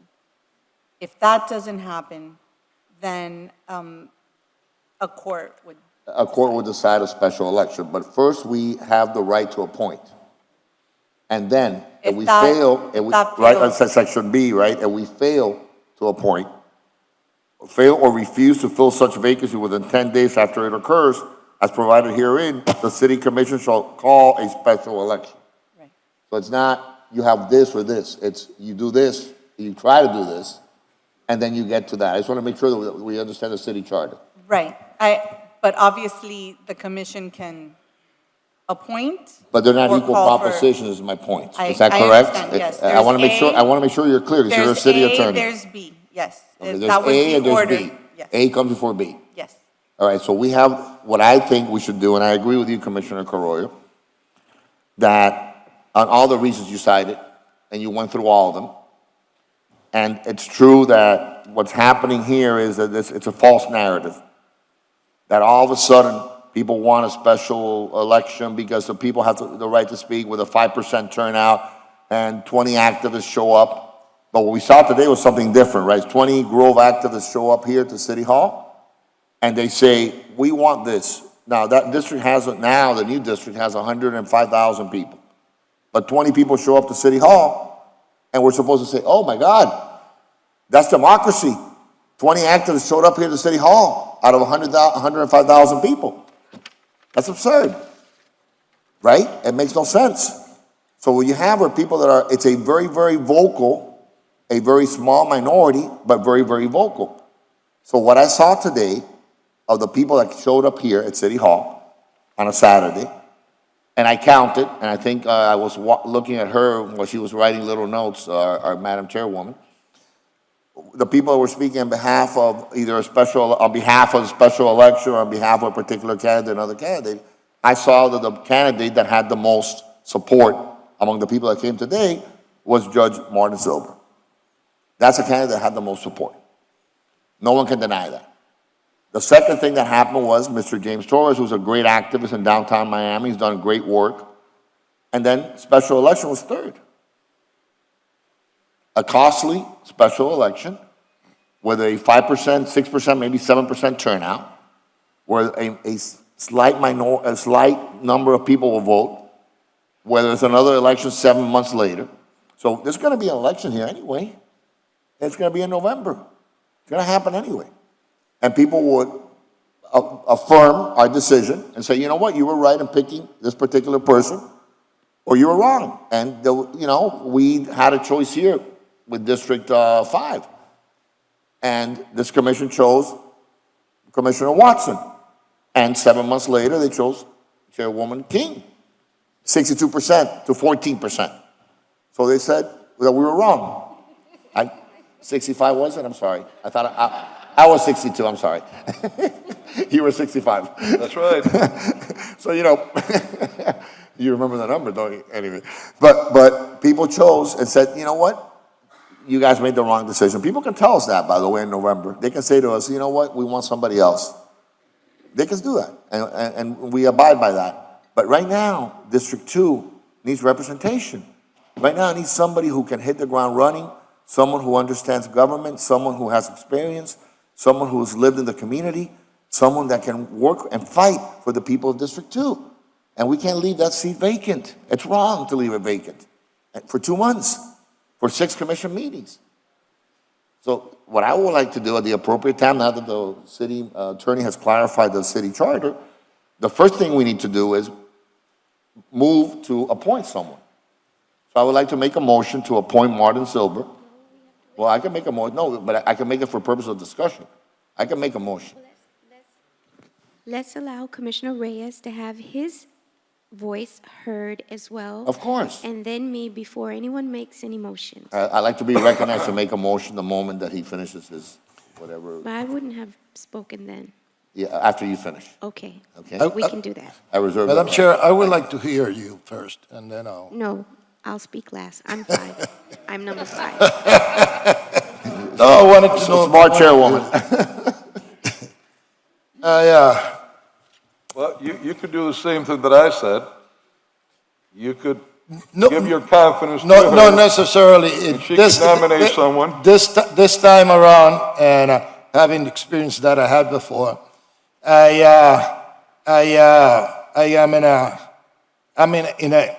I'm not in agreement with you, although I respect and I do understand everything that you have said. You see, I'm not going to enter into a discussion and try to reboot whatever you said, because then we're going to, this is not the time for it. But first of all, I want to give my gratitude to everybody that applied for this job. And I think you deserve a round of applause. You really do. You really do. We have an excellent field. And what really impresses me that we have an excellent field in every line of thought. We have an excellent field and people that want to come and serve and then run for the seat when the general election comes. We have an excellent field also on candidates for just being caretakers. You see, it is very difficult for me to pick one on top of the other. We have people that have been proven, they have proven themselves. They are very good hard worker. And I don't think it's fair for me to pick any one of them. That's why I am in favor of having a special election. Now, when you have, please, you see, it doesn't deserve, it deserves. Now, the person that will win, if there is a special election, even if it wins with 15% of the vote, that person will have to go to a general election where everybody is going to participate. But the person that is going to occupy that seat has been chosen by the voters of the district. And I know that I might be in the minority here, but it's not the first time that I have been in a minority. You see, and I'm accustomed to it. And I believe that, in my opinion, you see, having a special election, it gives everybody the ability to participate in choosing who they're going to be represented. And I know that there is cost. There is a cost. And since I'm proposing that, I'm willing to, Mr. City Manager, deduct $50,000 from my budget and place it on the cost of, reduce the cost of the special election. You see, I'm willing to do that. And maybe we all can do that. Maybe we can do that. But this is, it is my position. And I know that many people won't agree with me, but I have to vote my conscience. Because I am not going to look for somebody, appoint somebody that is going to be my friend, it's going to be with me all the time, or I am going to vote against somebody because somebody I think is a friend of somebody, and I don't know. No, I'm not going to do that. I'm not going to play that. What I'm going to do is I'm going to ask for a special election, and that's it. Okay. Chair, we have the same 8 people clapping time and time again, 2 which are not even from the district. Yeah. So if we could, if the others that are from the district and the majority here are following the rules, I think everyone should follow the rules. Correct. I don't want anybody to be applauding on that, and I said it. I said, please don't do that. Don't do that, and don't hold your feelings one way or the other, because that's the way that we want to have we have to conduct this meeting with decorum. Decorum that sometimes it is lost, but we don't want to lose decorum here, okay? Okay, and that is my take, ma'am, and that is my position. I made it public, and everybody that knows me knows that my word is my bond. And when I say something, like that old song that you might remember from Tom Petty, remember, back in Gainesville, I won't back down. Okay, and that is going to be our position, and it is. Okay, thank you, guys. Thank you, Commissioner Reyes. Well, for me, this is personal, but not personal, because I've had the unique opportunity to be on that side of the dais, and now I'm on this side of the dais. And my position hasn't changed from when I was here as a candidate speaking. And I said at the time that I believe that the people should decide who their representative should be. And my position has not changed from that. I have heard the arguments from my colleagues, and they do have a point. They do have a point, but I trust the community, and I'm going to continue to trust the community, and I believe that the community should elect the person who will represent them. There's been a small number of people who've come here, and understand, I've worked with James Torres. I like James Torres. I've worked with others. Judge Zilber is a fantastic person. I believe that, but I also believe that it is not my decision to make for District 2. And therefore, it is my recommendation to go with a special election. So I believe now we have some housekeeping. We have to do a ballot to determine if anyone gets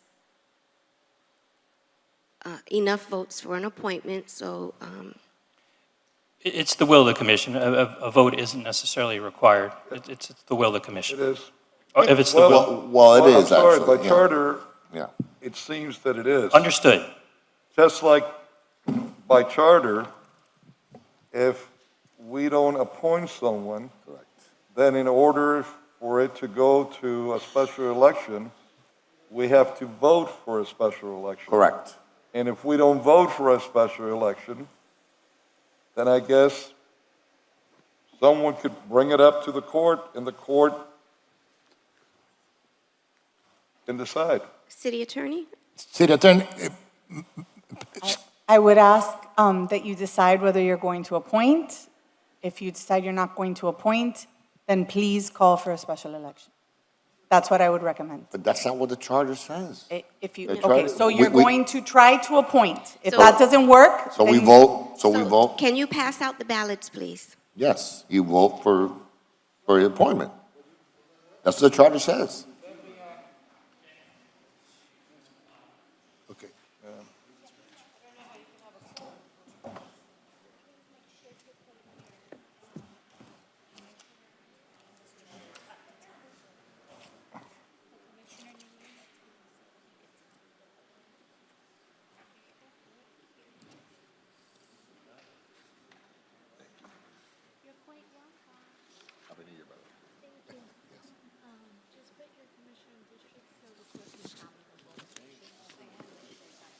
Okay, is it a secret ballot or is it an open ballot? Ah.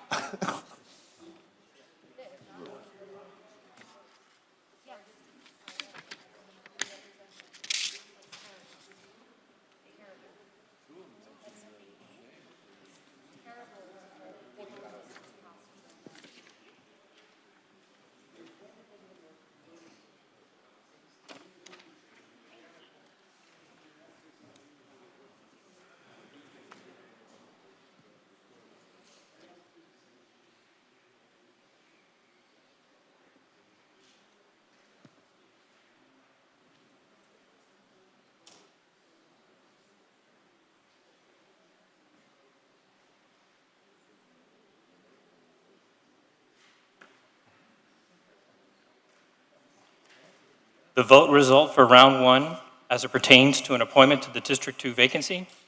Commissioner Diaz-Portilla voted for Martin Zilber.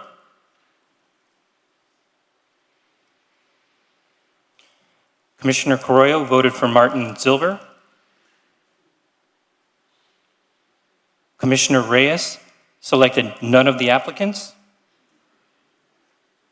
Commissioner King selected none of the applicants, and therefore it's 2-2.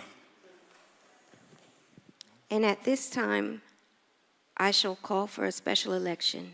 No, I would request that we do some more rounds. Okay, one more round? Right? More rounds. Let's see how More far we rounds? go. As many rounds as we need. Even Congress went down to 15. It could be McCarthy, it could be McCarthy all over again, okay? So I think it's 13 rounds, all right? Let's see what happens. Welcome to Washington, D.C., everyone.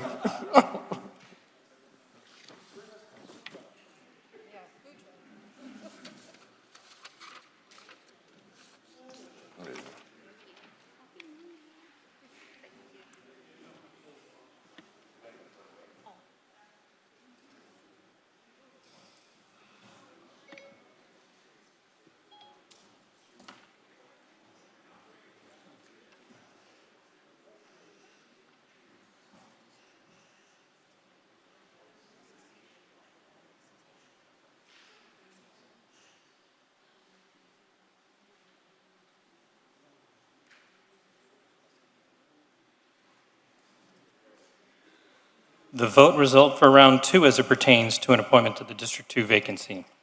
Commissioner Diaz-Portilla voted for Martin Zilber. Commissioner Carollo voted for James Torres.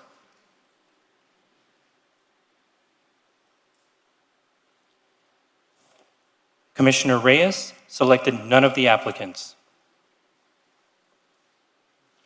Commissioner King selected none of the applicants.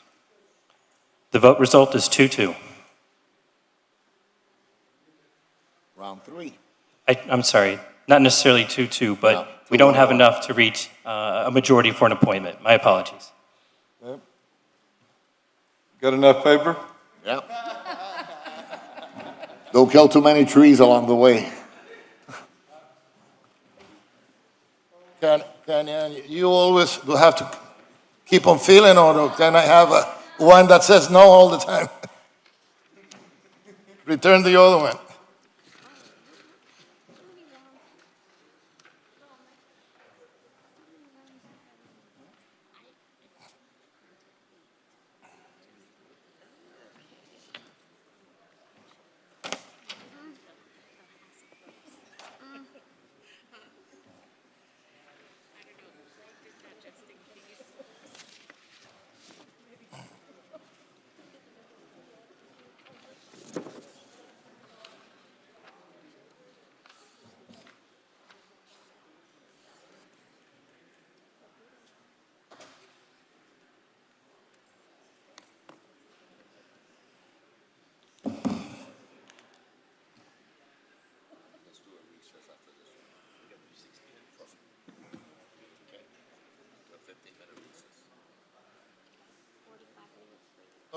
Lo dice la...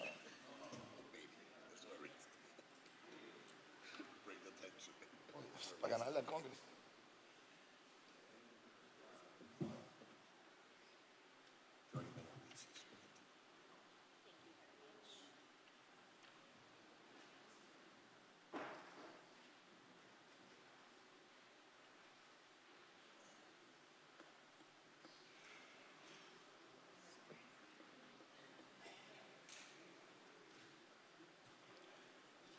The vote result for round 3 as it pertains to the appointment to the District 2 vacancy.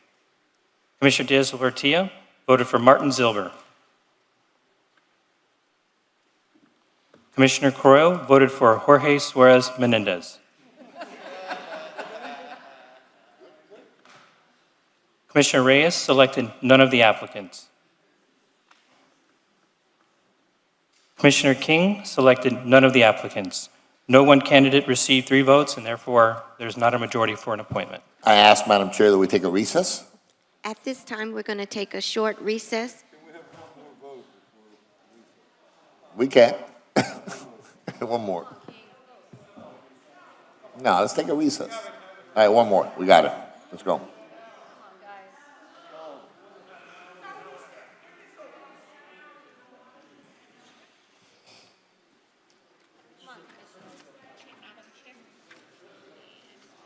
Thank you.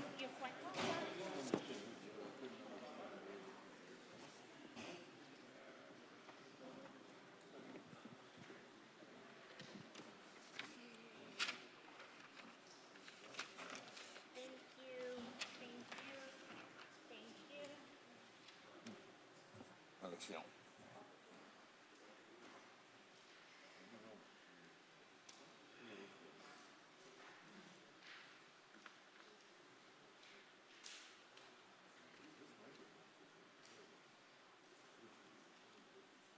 The vote result for round 4 as it relates to the vacancy for the District 2 Commission seat. Commissioner Diaz-Lartia voted for Martin Zilber. Commissioner Correo voted for Martin Zilber. Commissioner Reyes selected none of the applicants. Commissioner King selected none of the applicants. No one candidate received 3 votes, and therefore an appointment cannot be made at this time. Can I make a motion to hold special election? Yes. No, Well, I make it. No, it doesn't Well, work the that way. commission, Victoria, how No. does that work? It's a Doesn't work motion. like that? It's No, a it doesn't. motion, City charter. a second. Does it require a motion and a second, or does it just require that we call for a special election? It says here in B, if the remaining commissioners shall fail or refuse to fill such vacancy within 10 days after it occurs, as provided herein, the city commission shall call a special election to fill the vacancy to be held at a date not less than 38 or more than 45 days after the expiration of the 10-day period. Within 10 days, which Right, means so- that 10 days have not passed. When Within- within 10 within we are 10 days. Within 10 days. Right, we're not within 10 days. 10 Well, days tomorrow morning. So we're, What is clear to me is that we're a 2-2 split. Well, What do we do? well, I'm asking the city we attorney. go back to our offices and we think about it. And we pray on it. Right? Trying to convince ourselves. And we pray on it, and we think about it, and we reflect, and we decide what's better for the city. I'm firm. Prayer is always good, I think, so we can do a little bit of that. I did pray before I got here. Right. So we So City attorney? it says if you fail or refuse to make an appointment, Within 10 then you days. shall, within 10 days. Right. You shall, so you don't have to wait till the 10th day, No, but but we- within, but But we I haven't failed yet. understand. We haven't Right. failed yet. That's why you've had 10 rounds or 11 rounds or 10 rounds in the past, right? The Right. history is So clear. if you refuse or fail, then you call for a special election, but the calling, and I will defer to Todd, is a motion and a second, is how I understand it, so They'll I fail will anyway. leave it to. If we refuse or fail to make a decision within 10 days, the same thing that's happening in Washington right now, the same thing that's happened here in the city of Miami for the last 4 times. The 12 rounds in 2010, that happens. So we go to additional rounds of voting, right? Until we refuse or fail. We haven't refused or failed yet, right? We're going through rounds of voting. So you all decide if you've refused or failed? But we have to do a motion for that. The charter's clear. I don't think so. I don't agree with you, madam. We haven't refused or failed yet. We're still in the process of trying to succeed. Right, so if there is a motion, to call for an election, one of your colleagues feels that you have refused or failed, and then if there's a motion and a second, all in favor, aye. If it passes by majority, you call for. That's open to a legal challenge, because first we have to go through the process of trying to appoint, because that's what the charter says. First you do this, and then you do that. Right, you are. We are, but we haven't finished What doing round this. are we on with That's not- that- trying to appoint? What round? We just completed the 4th round. 4th round. So we take a many- recess. How many rounds would you like us to go through? It doesn't matter how many rounds. I'm just asking. I don't know, it could be What 25 is- rounds. What is the will of the body? Do you think you need a recess? Yes. I think that we should realize that we are not going to, you're not going to change. You're going to keep on voting the way you are voting. I am going to keep on voting the way that I'm voting. We cannot reach consensus here. And what we're doing this is an exercise in futility, because I don't think that, I'm not going to change. I don't know. So I'm going to allow for a recess. I'm going to allow for a 15-minute recess. Let's take a 15-minute recess. Thank you. Then we'll come back. Thank you. Sure. Before we go, it is clear to me that in order for a motion to succeed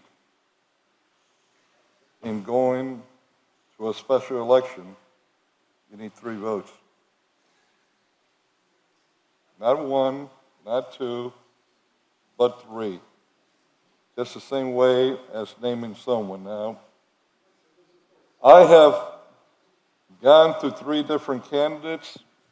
I could go through 3 different more. Any kind of consensus that I could find from this body where we have 3 votes, I'm there. All you have to do, Chairwoman, is choose the candidate you think will serve best for the amount of months that they're going to serve, and you have my second. But I am not going to be ready to be giving my vote as a 3rd vote, maybe someone else will, but I'm not going to, for this to go to a special election for all the reasons that I've given, which are solid. And if we can't have a consensus, so let's go then to D of the charter. Madam Chairwoman, when you wanted to become a commissioner, before you ran, you applied to be appointed. You remember? You have people testify on your behalf for you to be appointed. You consider that process a legitimate process when you apply to be appointed. you didn't consider it an illegitimate process. You went through that process. In my opinion, and nothing on any of my colleagues, you were unfairly refused that appointment. And you went to election, and you won. With 65, you told me, right? Okay. But when you went through the appointment process, and people spoke on your behalf, like today they spoke on Martin Silber's behalf, you didn't think it was an illegitimate process. Let me finish. I still don't, No, but I don't no, think no, this is I'm sorry. don't I think have this a is an floor, and illegitimate you're my process. friend, but let me make my Yes, point. but I want, Allow me to make my before point. you continue to go down that road, I don't think this is an illegitimate process. Allow me to make my point. You went through that process, and you thought it was a valid process. Why do you now think it's not a valid process a year later? To me, that's shocking. And as my friend and my chairwoman and my colleague, I tell you that that's not a consistent argument. If you believed when you applied to become a commissioner that you could apply and the commission could appoint, you did it. Now, a year later, you think it's not appropriate? When we come back from recess, maybe. Can I speak now? You get, no, I'm not finished yet. Okay, But I'm, when you're but I'm when you're almost finished. done. When we come back, explain to us why it's not a good process now and it was a good process back then when you applied for it. I'll explain it to you now. I don't think this is a bad process, nor did I think that was a bad process. Pull up the video and you will see that I said I didn't want to be appointed. I wanted a special election because I wanted to earn the right to be up here from my constituency. That's what I said. I participated in the appointment process because that's what I had to do, because that is the A legitimate process. That is a legitimate process because it gives this body the choice to appoint or hold a special election. But be clear, my position then, as it is now, is that the people should decide who their representative is. And it has nothing to do with any of the people who have applied here, because I think most of the candidates, if not all of the candidates, are deserving because they had the courage to come here and put themselves out. This is not an easy job. It is not an easy job to be a public servant, to serve the community. And that is my position. It has nothing to do with the process. Am I for or against the process? I am for the people, and I will always be for the people. And it's as simple as that. Simple enough. You counted, you were counting, I saw you counting. The people that spoke here favored one particular candidate. Those are not the people? Madam Chair? According to my Did you count, not according- necessarily. According to my count, really? there is no clear victor. It's special election. It's for Martin Ziebler. It's for James Torres. There's some for appointment. There was not any indicator that stuck out so much that the community overwhelmingly said, we want this. Right, but was there an indicator of some particular candidate had more votes than everybody else? No, just by a No? few. Did I count wrong then? Just by, Oh, did I count wrong? I must have counted wrong then, because I was counting too. let us take, There's 30 people here, let right? us take a recess, is what you asked for. Let Yes. us take a recess, Yes, and we'll come back in 30 minutes. that works. 30.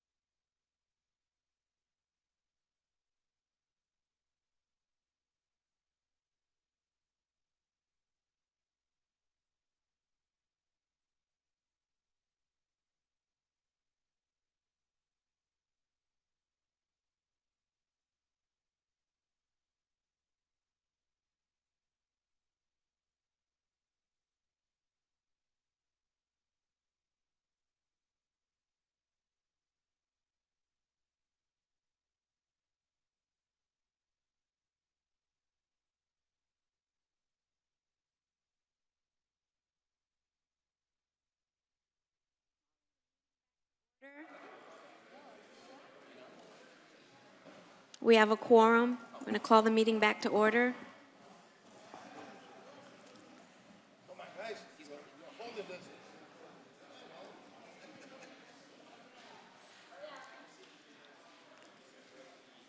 Madam City Attorney, do you have some direction for us? I believe you have gone through a few rounds of appointment. So if there's a motion to go to the next step, I'm going to allow my colleagues to speak maybe 5 minutes each.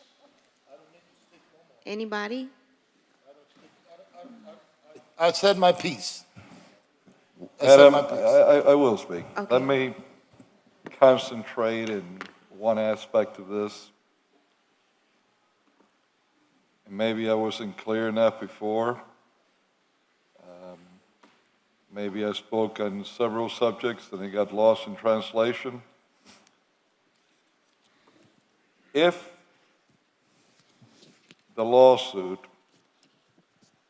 that was delivered to us as promised from the previous commissioner, even though he'll claim he had nothing to do with it. But as I brought before, thumbprints, they're there. We all have only one per person per life. Unless you put acid on it, it's the only way you get rid of it. If that lawsuit were to succeed, then you know what's going to happen? We have an election, and then we're going to have to immediately shift a little bit the district and be forced to have another election. Whereas, if this body names a replacement for the remaining time in District 2, that commissioner stays no matter what happens in the courts with the redistricting. Because what we did up here was to have named the commissioner for District 2, not any particular district per se. It was the commissioner for District 2. So that reason alone should be sufficient for us to name someone. And look, we have 18 people that applied, 16 that showed up. We could go up and down. Anyone in that list that's acceptable to the chairwoman, and I'll second the motion, and I think we'll find consensus then. But outside of that, it would require 3 votes to bring this to a special election. And I don't see that. If that comes to that point, I will ask that we extend this meeting until tomorrow and recess it until tomorrow. And I will second that. But I will try, would like to try some additional times to see if we could get a consensus. If not, then we would have to go to the next phase. And if the next phase does not acquire 3 votes, then I think I've stated where I stand, and I would want to see this meeting recess until tomorrow.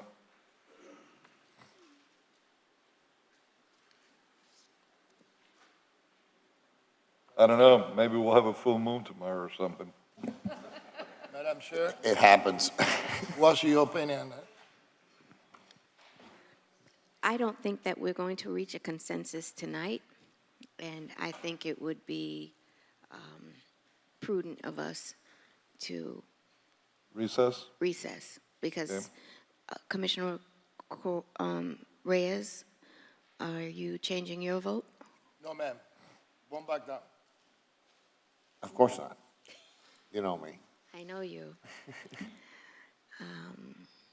So I think in that instance, we don't have any, we'll just be spinning our wheels and nothing else will get done. But I have a question, though. Okay. And maybe of our city attorney, because we had a conversation in my office a little while ago. Is there a possibility, Madam Attorney, that we can have on Thursdays, in our regular Thursday meeting, a call for a special election if we need one? Does that window exist for us? So this is the first time we go through this, so it's a little gray. I know. At the end of the day, we have to call an election between 38 to 45 days from tomorrow, and technically the qualifying period, so that would be tomorrow and 5 days. Sure.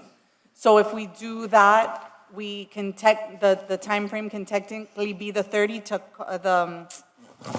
could technically be the Thursday in order to call for it, to call for an election. The appointment is, you can only appoint till tomorrow at 5 p.m. So we have till tomorrow at 5 p.m. to appoint. So we come to some consensus between now and tomorrow at 5 p.m., we can still appoint. Tomorrow, So we can tomorrow at 5 recess, p.m. right? We can recess our meeting. Well, not 5 PM, it could be midnight, correct? Right, that's like, It would be 5 p.m. tomorrow, Why? because because if you count the, well, 10 a day is a days. day. Well, 10 days, a day is a day. It's not 5 p.m., it's not close of business, right? I mean, the resignation was dated, the date and time. At specific. 5 p.m. I So- believe if anyone, it was a 5 December p.m. 30th, effective 5 p.m., right? If I remember, right? December Right. 30th, So effective then 5 p.m. 10 days counting. Till 5 p.m. that day, right? Okay, so it's 5 p.m. till tomorrow. So what time do we meet tomorrow? We recess? So I Doesn't- would, that- Yeah, I we- would ask at 6.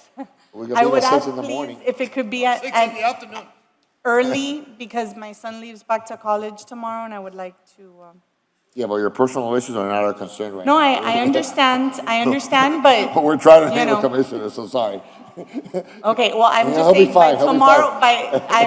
I will have to leave early tomorrow. Tomorrow at 4 and I'll- o'clock, No, 4 o'clock, no, we have until 5 p.m. tomorrow. right, you have an hour between No, 4 and 5. For us to come to consensus, we would have to have more debate. So you would have to have. 3 o'clock.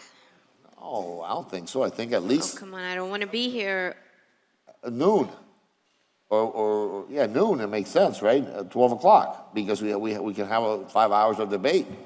5 hours of debate. Yeah, we can have all the debate we want. And you can have all night for reflection, Madam Chair. You can reflect and reconsider your position. Can we do 9 a.m.? Can we do 9 a.m. tomorrow? Respect, you wanna punish us. That's what you want. You wanna have it beating on a dead horse for 5 hours, because that's your punishment for us not being in agreement with you. Of course. And I'm not gonna fall that. Of course. So I think, well, how about we vote on it? It could be a stalemate too. But it could be a 2-2 vote again. But how about we do 1 o'clock tomorrow? And we do 1 o'clock to 5 o'clock, right? And we kind of try to, well, because maybe people have a change of heart. Let's vote on that.